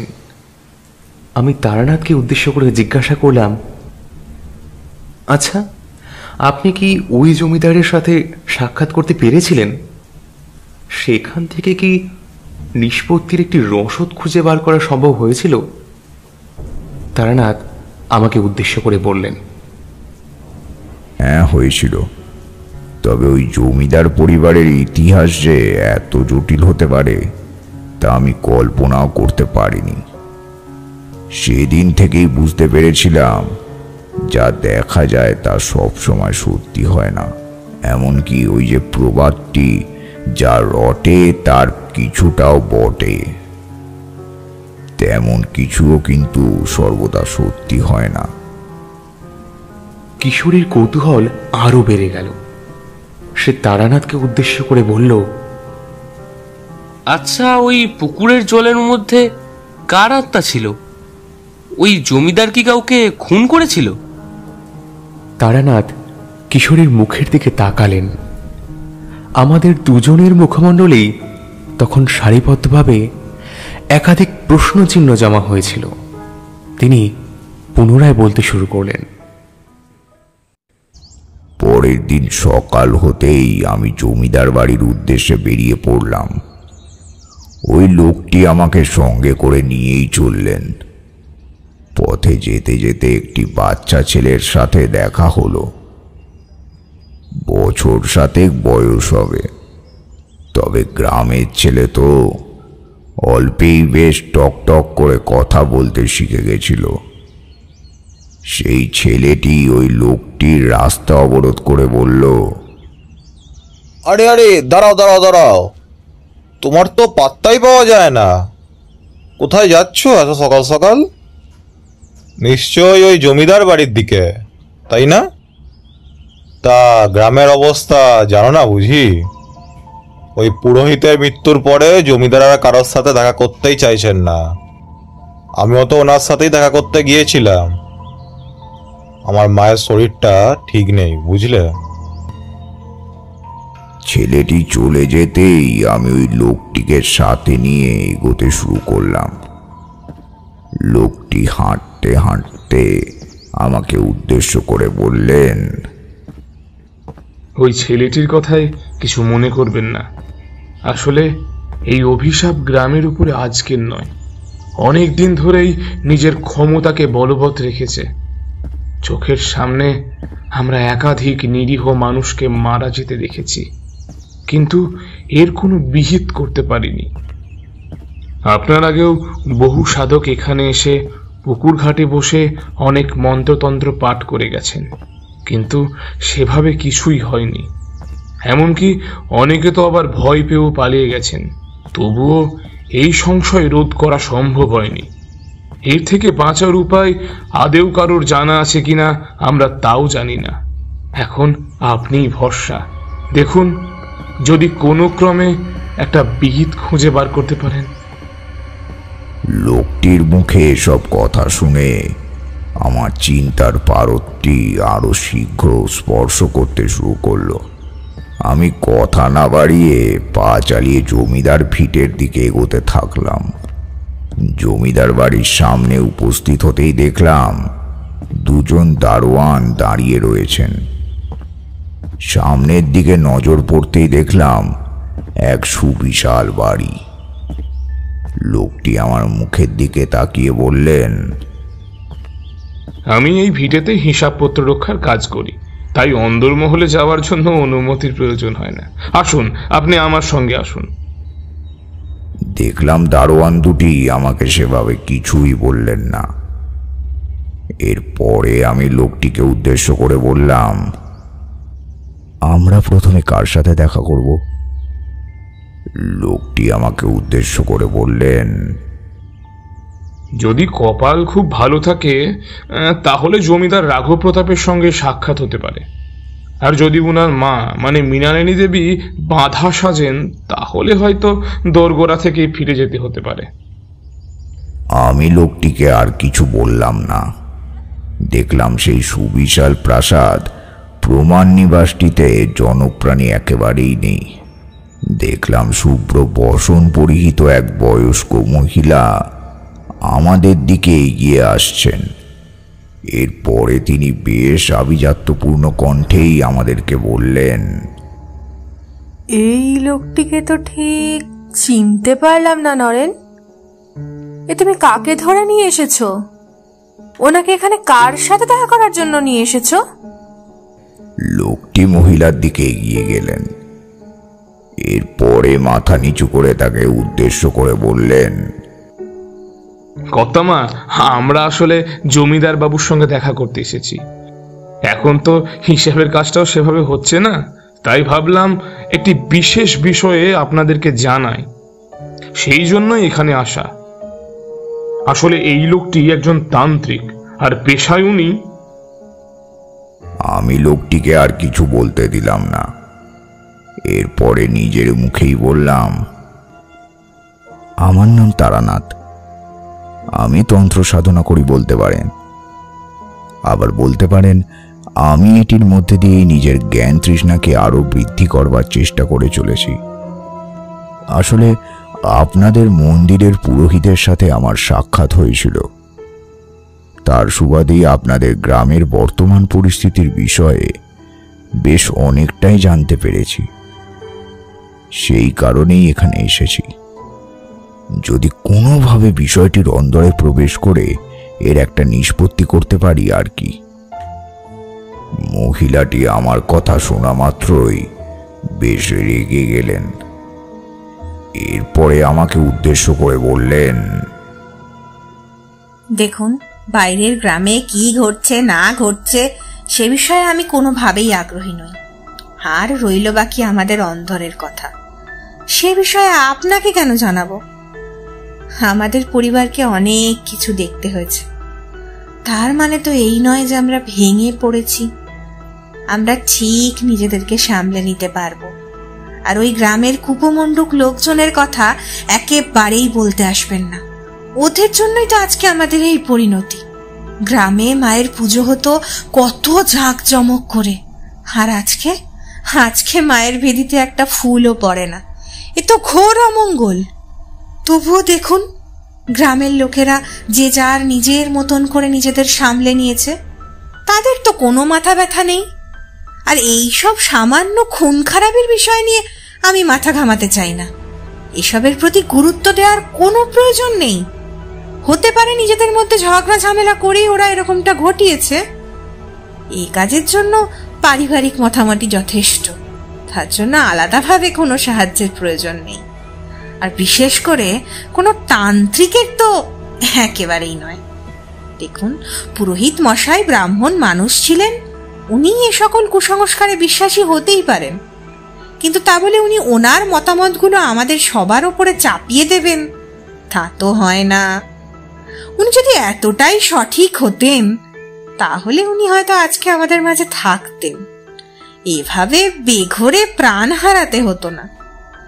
তাছাড়া ওনার মৃত্যুটি তো এমন কিছু অস্বাভাবিক বলেও মনে হয়নি, যথেষ্ট স্বাভাবিক ছিল বিষয়টি।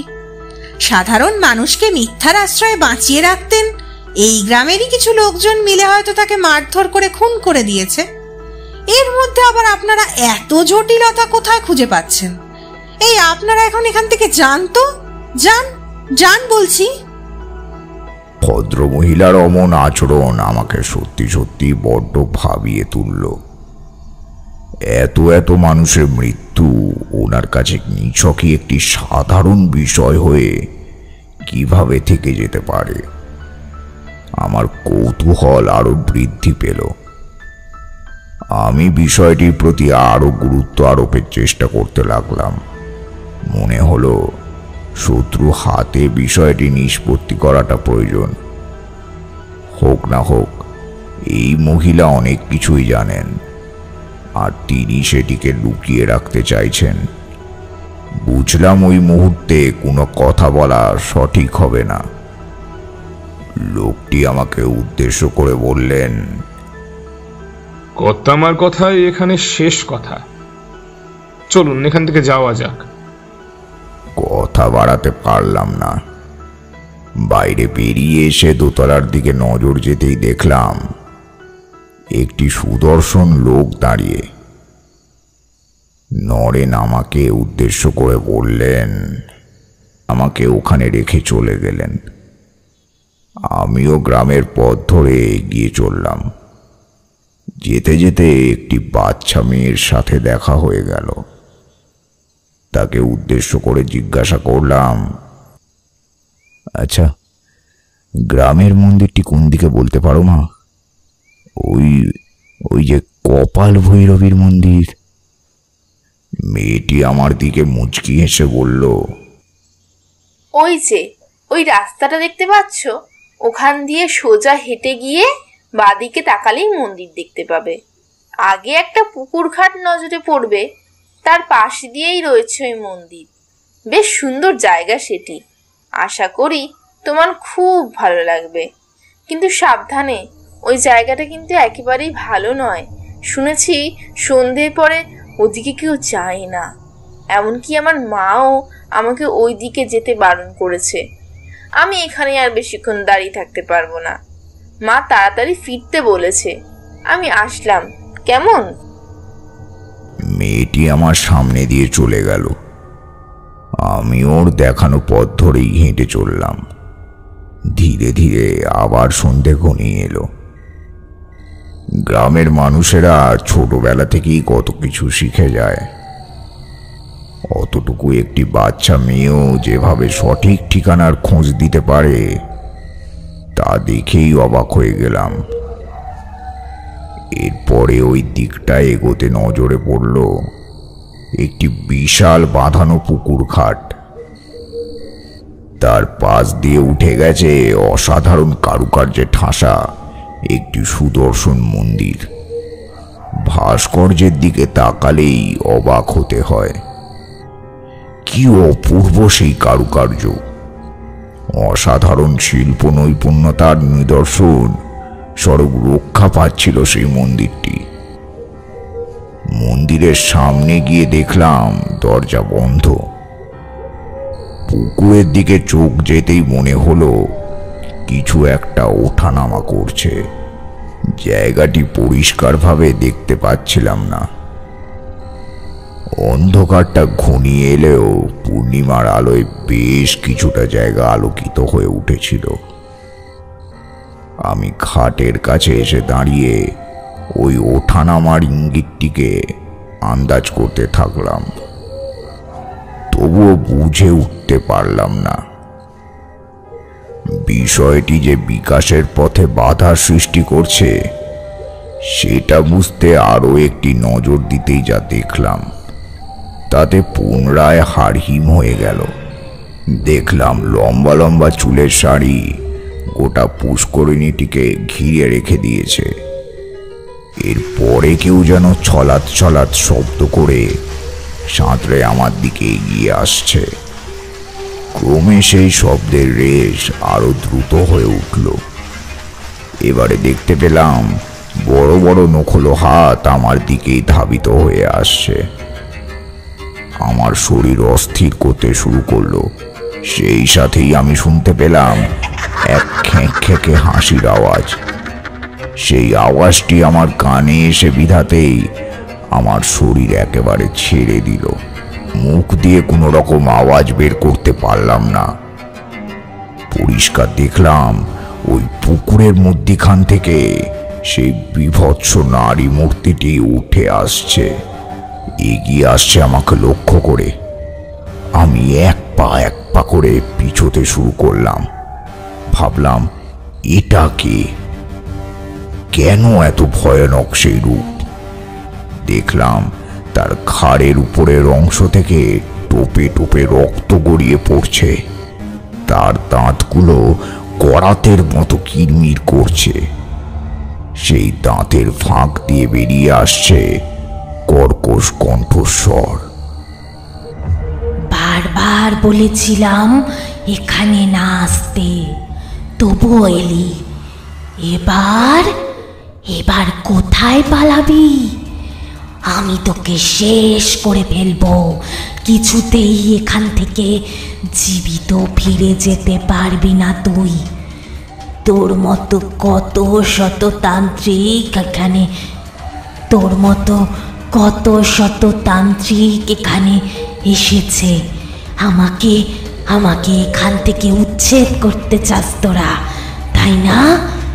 কিন্তু ওই মৃণালিনীর মৃত্যু দেখে তবেই আমি যাব, না হলে এখান থেকে কেউ আমাকে এক পাও নড়াতে পারবে না, কিছুতেই না। আমি এখানেই থাকবো, ওকে আমার চাই। আর সে নিজেকে ওই বাড়িতে আটকে রেখেছে। ওরা সব কিছু জানে। ওরাই আমার সর্বনাশ করেছিল। ওদের কাউকে ছাড়বো না আমি, কাউকে না। ওরাই তোকে আমাকে শেষ করবার জন্য পাঠিয়েছে, তাই না? আমি কিন্তু সব জানি, সবটা। তবে তোকে জানাবো না, কারণ তোর রক্তে স্নান করব আমি, স্নান করব।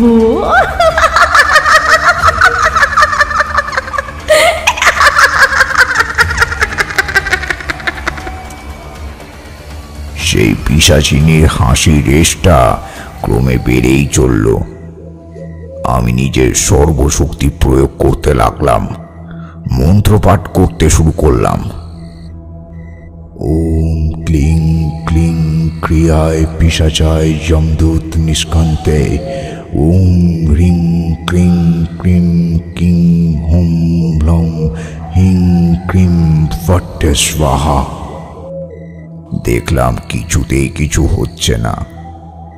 এরপরে কেউ হ্যাঁচকা টান দিতেই আমি বেশ কিছুটা শক্তি হারিয়ে সেদিকে ধাবিত হয়ে চললাম। অন্ধকারের মধ্যে যেটুকু নজরে এলো তা দিয়ে যা দেখলাম তা একেবারেই ভাবার বাইরে। দেখলাম আমার চোখের সামনে দাঁড়িয়ে রয়েছেন স্বয়ং জমিদার রাঘব প্রতাপ। তিনি আমাকে উদ্দেশ্য করে বললেন, এখান থেকে পালান, আমি আপনাকে বাঁচাতে এসেছি।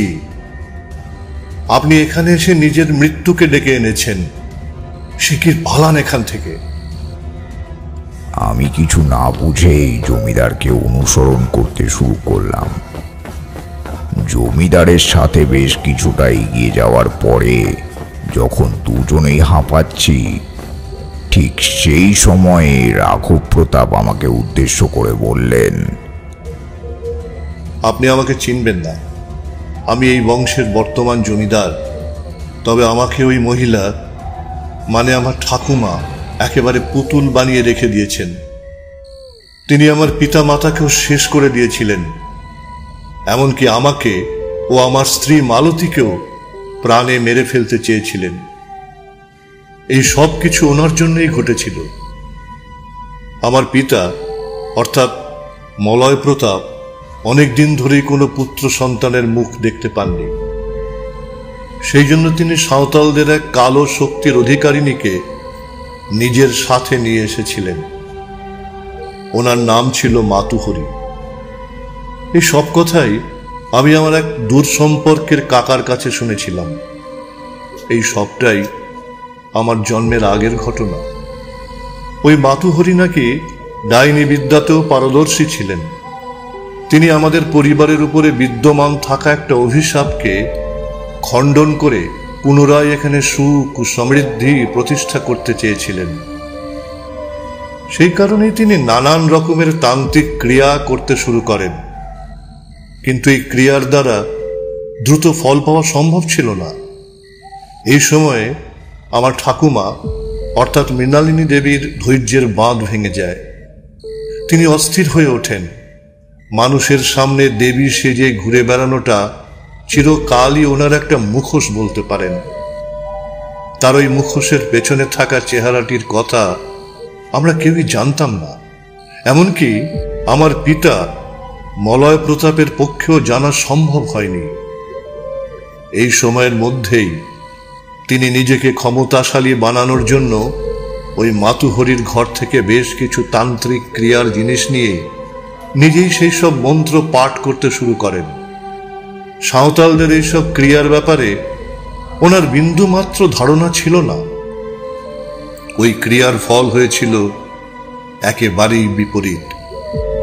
সাঁওতালরা এক শয়তানের উপাসক ছিলেন, এমনকি এই মাতুহরিও। এই ভুল মন্ত্রের প্রভাবে সেই শয়তান মাতুহরির শরীরে ঢুকে যায়।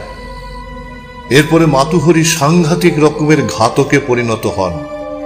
হাতের সামনে যাকে পাচ্ছিলেন তারই শরীর থেকে মাংস ছিঁড়ে খেতে শুরু করেছিলেন। তাকে দমন করা অসম্ভব জেনে আমার ঠাকুমা তাকে জ্যান্ত পুড়িয়ে মারার নির্দেশ দেন। তিনি বলেছিলেন এই মহিলা এমনিতেই ডাইনি ক্রিয়া করে। এরপর ভুলভাল ক্রিয়া করে সে নিজের ওপরেই সেই অভিশাপকে ডেকে নিয়ে এসেছে। এর দ্বারা আমাদের পরিবারের শান্তি বিঘ্নিত হয়েছে, কিন্তু কোনো সুফল পায়নি। যে কাজের উদ্দেশ্যে একে নিয়ে আসা হয়েছিল সেই কাজ সম্পাদন করতে পারেনি, কাজে একে মেরে ফেল। ডাইনিদের পুড়িয়ে মারার রীতি প্রচলিত ছিল, আর ঠিক সেইভাবেই মাতুহরিকে পুড়িয়ে মারা হয়েছিল। আর তার মৃত্যুর পরে তার জ্বলন্ত লাশটিকে এই পুকুরেই ফেলে দেওয়া হয়েছিল। এরপরে অনেকেই বলে মাতুহরির নাকি কোনো মৃত্যু হয়নি। যারা সাঁওতালদের শয়তানকে আহ্বান করে নিজের শরীরে প্রবেশ করিয়ে ফেলে তারা কখনোই আর ওই শক্তির কবল থেকে মুক্ত হতে পারে না। মাতুহরিও পারেনি, তাই সে আজও বিদেহী আত্মা হয়ে ঘুরে বেড়াচ্ছে। আর তার সমস্ত রোষ গিয়ে পড়েছে আমাদের পরিবারের ওপরে, এমনকি আমার ঠাকুমার উপরেও। তাকে প্রাণে মারতে পারলেই তবেই তার আত্মা শান্তি পাবে। মাতুহরের মৃত্যুর পরে আমার মাও মারা যান। মায়ের মৃত্যুর শোক সহ্য করতে না পেরে আমার বাবাও মারা গিয়েছিলেন। শুনেছিলাম আমি নাকি ওই পরিবারের নায়েবের সন্তান ছিলাম। আমি আমার পিতাকে কোনো দিনও দেখিনি। আমার কাকা আমাকে বলেছিলেন নায়েব মশাই নাকি আমাকে ঠাকুমা মৃণালিনী দেবীর হাতে তুলে দিয়ে এই গ্রাম ছেড়ে চিরকালের জন্য চলে গিয়েছিলেন। তার বিনিময়ে ঠাকুমা তাকে অনেক টাকা দিয়েছিলেন। আসলে এই পরিবারকে আগে এগিয়ে নিয়ে যাওয়ার জন্য এক বংশ প্রদীপের প্রয়োজন ছিল। তাই ঠাকুমা এভাবে টাকার বিনিময়ে আমার জীবনের মালিকানা হরণ করে দিয়েছিলেন। সেই থেকে উনি আমাকে সামনে রেখে একাই এই জমিদারি সামলে চলেছেন।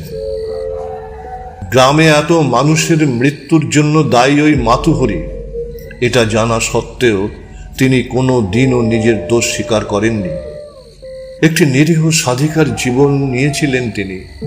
আমি তো মনে করি তিনি একজন খুনি। তিনি সকলের প্রাণ নিয়েছেন।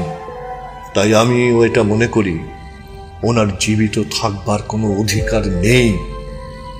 আমি ওনাকে ঘৃণা করি। আমার স্ত্রী ওনার সত্যিটা জেনে ফেলায় উনি তাকেও মৃত্যু ভয় দেখিয়ে বাপের বাড়িতে পাঠিয়ে দিয়েছেন, আর আমাকে আটক করে রেখেছেন ওই জমিদার বাড়িতে। আমি অসুস্থ হয়ে পড়েছি, ঠিকমতো খেতেও পারি না। ওই বন্দি জীবনের থেকে আমি মুক্তি চাইছি। আমাকে বাঁচান, দয়া করে আমাকে বাঁচান। আমি জমিদারের কাছ থেকে সবটা শুনবার পরে বুঝেছিলাম আমার ধারণাই ঠিক ছিল। এরপরে আমি জানতাম কি হবে। ওই পিশাচিনী নিজের হাতে মৃণালিনীকে শেষ করতে চেয়েছিল। তাই যে করেই হোক মৃণালিনীকে ওই স্থানটিতে নিয়ে আসাটা খুব জরুরি ছিল। আমি সাধারণত ওই সকল ক্রিয়ার প্রভাবকে কার্যকরী হতে দিতাম না, কিন্তু সেবারে দিতে হয়েছিল। জমিদারকে আমি নিজের সাথেই রেখেছিলাম। ওই কটা দিন নরেনের সাথে যোগাযোগ করে কিছু খাবারের ব্যবস্থা করে নিয়েছিলাম।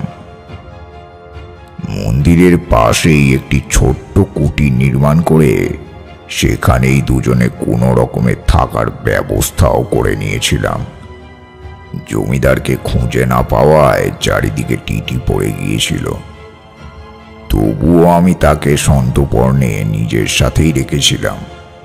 আমি সেই অমাবস্যার অপেক্ষায় ছিলাম, যে অমাবস্যার রাতে প্রেতেদের শক্তি আরো বৃদ্ধি পায়। দেখতে দেখতে সেই অমাবস্যার কালো অন্ধকারে গ্রামটি ঢাকা পড়ল। আমি পুকুরের পাড়ে বসে জমিদারকে সাথে নিয়ে মন্ত্র পাঠ করতে শুরু করলাম। সামনে একটি যজ্ঞকুণ্ড নির্মাণ করে তাতে ঘি দিতে থাকলাম। সেই সাথে চলতে থাকলো মন্ত্র পাঠও। ওম ক্লিং ক্রিয়াং হিং সিং অহিং হুম হুম ক্লিং ক্লিং ফট স্বাহা। ওম স্ক্রিং ক্রিং আইং ফট স্বাহা। বেশ কিছুক্ষণ এভাবেই মন্ত্রোচ্চারণ স্থায়ী হওয়ার পরেই হঠাৎ মন্দিরের চারিপাশে সৃষ্টি করা বলয়ে আগুন জ্বলে উঠল। এই কেরামতি ছিল ওই মন্ত্রেরই। তার দ্বারাই আমি সেই বলয়ে অগ্নি নিক্ষেপ করেছিলাম। দাউ দাউ করে জ্বলতে শুরু করেছিল আগুন। সেই শিখার রেশ আমাদের শরীরকেও তপ্ত করতে শুরু করেছিল। আমি জানতাম মৃণালিনী নিজের মন্দিরটিকে পুড়ে যেতে দেখে চুপ করে বসে থাকতে পারবেন না। ঠিক সেটাই হলো। লাঠিয়ালরা ওনাকে বিষয়টা জানানোর সাথে সাথেই তিনি সেখানে এসে উপস্থিত হলেন। তার চোখে মুখে এক তীব্র আশঙ্কার রেশ ফুটে উঠল। তিনি কিছুই বুঝে উঠতে পারলেন না। এমন সময় আমার দিকে নজর পড়তেই তিনি জমিদারকেও আমার সাথে দেখতে পেয়ে সেদিকে দ্রুততার সাথে এগিয়ে আসতে লাগলেন। আমি জানতাম এটাই সঠিক সময় সেই পিশাচিনীকে আহ্বান করার। আমিও নিজের ক্রিয়ার দিকে মনোনিবেশ করলাম, সেই কালো শক্তিকে আহ্বান করতে লাগলাম। ওম পিশাচায় রুদ্রায় হিম হম ক্লিম করটিং নমঃ সেনায় ওম পিশাজু হিম ক্লিম ফট স্বাহা হিম ক্লিম কুবায় ক্লিম ক্লিম ফট স্বাহা। আমি এই সকল শিক্ষা আমার অতীতে মধুসুন্দরী দেবীর কাছ থেকে একবার আয়ত্ত করেছিলাম। শুভ অশুভ উভয় শক্তিকেই আহ্বানের মন্ত্র শিখিয়েছিলেন তিনি। দেখলাম পুষ্করিণীর জলের মধ্যে এক প্রবল উন্মাদনার সৃষ্টি হয়েছে। জলটি একদিক থেকে অন্যদিকে প্লাবিত হয়ে যাচ্ছে। ঠিক সেই সময়ই তার মাঝখান থেকে উঠে আসছে সেই বিভৎস চেহারাটি। আমি সাথে সাথে ওই অগ্নিতে আরো ঘি নিক্ষেপ করলাম। আগুন একবারে আকাশ স্পর্শ করল। সকলে আতঙ্কিত হয়ে উঠলেন। গ্রামের সকলেই ওই জায়গাটি এসে জড়ো হয়েছিলেন। মৃণালিনী দেবী নিজের অস্তিত্বকে টিকিয়ে রাখবার লড়াইটা চালিয়ে গেলেন। কিচ্ছু করতে পারবি না, কিচ্ছু করতে পারবি না তুই আমার। এসব কিছু আমার সম্পত্তি। এতদিন আমি তোর কালো শক্তির দ্বারা তোকেই বশ করে রেখে দিয়েছিলাম। জমিদার ভিটেতেও তোকে ঢুকতে দিইনি। আর তুই কি ভাবছিস আজকে তুই আমায় শেষ করবি? আকাশে মেঘ গর্জে উঠল, চারিদিকে দুমদুপি বাজতে শুরু করলো। উদয় হলো অশুভ শক্তির রেশের। সেই সাথে শঙ্খনাদ বেজে উঠল। এ কোনো শুভ শক্তির শঙ্খনাদ ছিল না, সাঁওতালদের শয়তানকে আহ্বানের মন্ত্র ছিল সেটি। সেই পিশাচিনী করালো দন্ত বিকশিত করে এগোতে শুরু করলো মৃণালিনী দেবীর দিকে। সেই বিভৎসতা এমন তার চোখে দেখা যায় না। আমার চোখের সামনে সেই পিশাচ মৃণালিনী দেবীকে নিজের সর্বশক্তি প্রয়োগ করে নিজের দিকে আকর্ষণ করতে শুরু করলো। মৃণালিনী দেবী নিজেকে সামলে রাখতে পারলেন না। তিনিও সেই শক্তির কাছে পরাস্ত হলেন। এরপরে আমি তাদের দুজনের মাঝখানে গিয়ে উপস্থিত হলাম। ওই পিশাচিনী একবার নিজের শিকারকে দেখে ফেলার পরেই দুর্বল হয়ে পড়বে, সেটি আমি পূর্বেই জানতাম। কারণ আমাদের অর্ধেক লিপ্সা দর্শনের মধ্যে দিয়েই হ্রাসপ্রাপ্ত হয়ে যায়। ঠিক সেই সময় আমি পুনরায় মন্ত্রোচ্চারণ করতে শুরু করলাম। ওম হিম ক্লিম গীতাও ওম ফট স্বাহা হিম মঈং রুদ্রায় ফট স্বাহা নিত্যায় ফট স্বাহা ওম হঈং ওম ফট স্বাহা। ওই মন্ত্রের দ্বারা অশুভ শক্তির উপরে প্রভাব বিস্তার করা যায়। ধীরে ধীরে সেই শক্তি এক ধোঁয়ার আকারে আমার করতলের মধ্যে চলে আসতে শুরু করলো। ধীরে ধীরে সেটি আমার বাম হস্তের মধ্যিখানের মধ্যে সমাহিত হয়ে গেল। সাথে সাথেই ঝড় থেমে গেল। সবকিছু পুনরায় শান্ত হয়ে গেল। আমি মৃণালিনী দেবীর দিকে তাকিয়ে দেখলাম তিনি হাঁপাচ্ছেন। তার দু চোখ একেবারে বিস্ফারিত। মনে হলো প্রাণটা বেরিয়ে গেছে। আমি তাকে এগিয়ে গিয়ে বললাম, এই যাত্রায় আপনি বেঁচে গেলেন, এবারে নিজের ভুলটা স্বীকার করে ফেলুন। মৃণালিনী দেবী বললেন, আমাকে আপনারা ক্ষমা করুন, আমি সত্যি খুব ভুল করে ফেলেছি। নিজের অজান্তেই আমি কেমন লোভী হয়ে উঠেছিলাম। তাই হয়তো এতজনের মৃত্যুর কারণ হয়েছি। আমি এখানে আর থাকতে চাই না। এই জায়গাটি থেকে আমি চিরকালের জন্য দূরে চলে যেতে চাই। এই জমিদারি রাঘব প্রতাপের, তার হাতে দিয়ে আমি কাশী চলে যাব। আমিও বলেছিলাম সেটাই ঠিক হবে। এরপরে মৃণালিনী দেবী কাশী চলে গিয়েছিলেন, আর রাঘব প্রতাপও জমিদারি ফিরে পেয়েছিলেন। উনি আমাকে অনেক টাকা দিতে চেয়েছিলেন ঠিকই, কিন্তু আমি তা নিতে চাইনি, কারণ আমি লোভের পরিপন্থী নয়। মানুষের প্রাণ রক্ষাই আমার কর্তব্য। কথাগুলি শেষ করে তারানাথ থামলেন।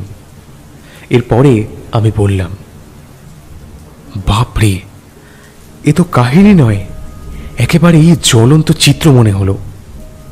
আপনি যা যা বললেন সবই যেন চোখের সামনে দেখতে পেলাম। তারানাথ দেখলাম পুনরায় বিমর্ষ হয়ে পড়েছেন। তিনি আমাদের দিকে তাকিয়ে বললেন, সব কিছুরই একটা শেষ থাকে, তবে সেই শেষের মধ্যে দিয়ে একজনের জীবন বর্তে যায় আর একজন হারিয়ে ফেলে অনেক কিছুই। আমাকেই সেই দুর্ভাগ্যের শিকার হতে হয়েছিল। আমি আমার একটি বড় ক্ষমতা সেদিনের পরে হারিয়ে ফেলেছিলাম, কারণ আমায় প্রশিক্ষিত করবার সময়ে মধুসুন্দরী দেবী বলেছিলেন ওই ক্রিয়ার প্রভাব আমি একবারের জন্যেই বিস্তার করতে পারবো, এরপরে আর নয়। এরপরে দেখলাম তারানাথ বিমর্ষ হয়ে পড়েছেন। আমার দিকে আর তাকালেনও না, ওনার চোখ দিয়ে জল পড়ছিল। আমি আর কিশোরী একে অপরের মুখের দিকে তাকিয়ে কিছুক্ষণ চুপ করে রইলাম। তারপর তারানাথের জন্য নিয়ে আসা পাসিং সুর প্যাকেটটা টেবিলের উপরে রাখলাম। চারি ওই ছাতিখানা টেবিলের ওপরেই রেখে দিয়ে গিয়েছিল। সেটি বগলে নিয়েই দরজার অভিমুখে অগ্রসর হয়ে গেলাম। মন খারাপের এই অধ্যায়ের প্রতিটি শেষ কেন এভাবেই হতো জানি না, তবুও তারানাথের কাছ থেকে গল্প শোনার ঝোঁকটা থেকেই যেত।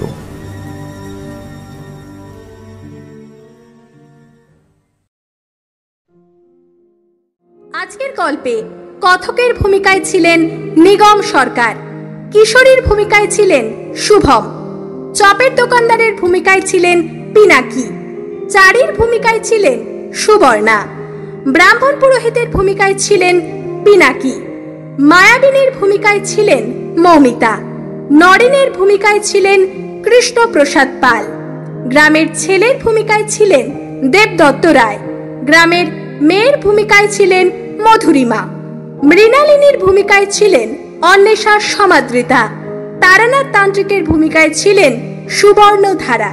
এছাড়াও সূত্রধরের ভূমিকায় ছিলাম আমি দেবস্মিতা। আজকের গল্পে সাউন্ড মিক্সিং এবং এডিটিং এ ছিলেন দেবদত্ত রায় ও পোস্টার ডিজাইন এবং অলংকরণে ছিল ডলবি স্টুডিও মুম্বাই। আগামীতে এভাবেই আমাদের পাশে থাকবেন এবং আপনাদের সহযোগিতার দ্বারাই আমরা আরো অনেকটা পথ এগিয়ে যেতে পারবো। যারা এখনো আমাদের চ্যানেলটিকে সাবস্ক্রাইব করেননি তারা সাবস্ক্রাইব বাটনের পাশে থাকা বেল আইকনটিকে প্রেস করে আমাদের চ্যানেলটিকে চটপট সাবস্ক্রাইব করে নিন। তাহলে শুনতে থাকুন শাম্ভবী প্রোডাকশনস, যেখানে গল্প কথা বলে।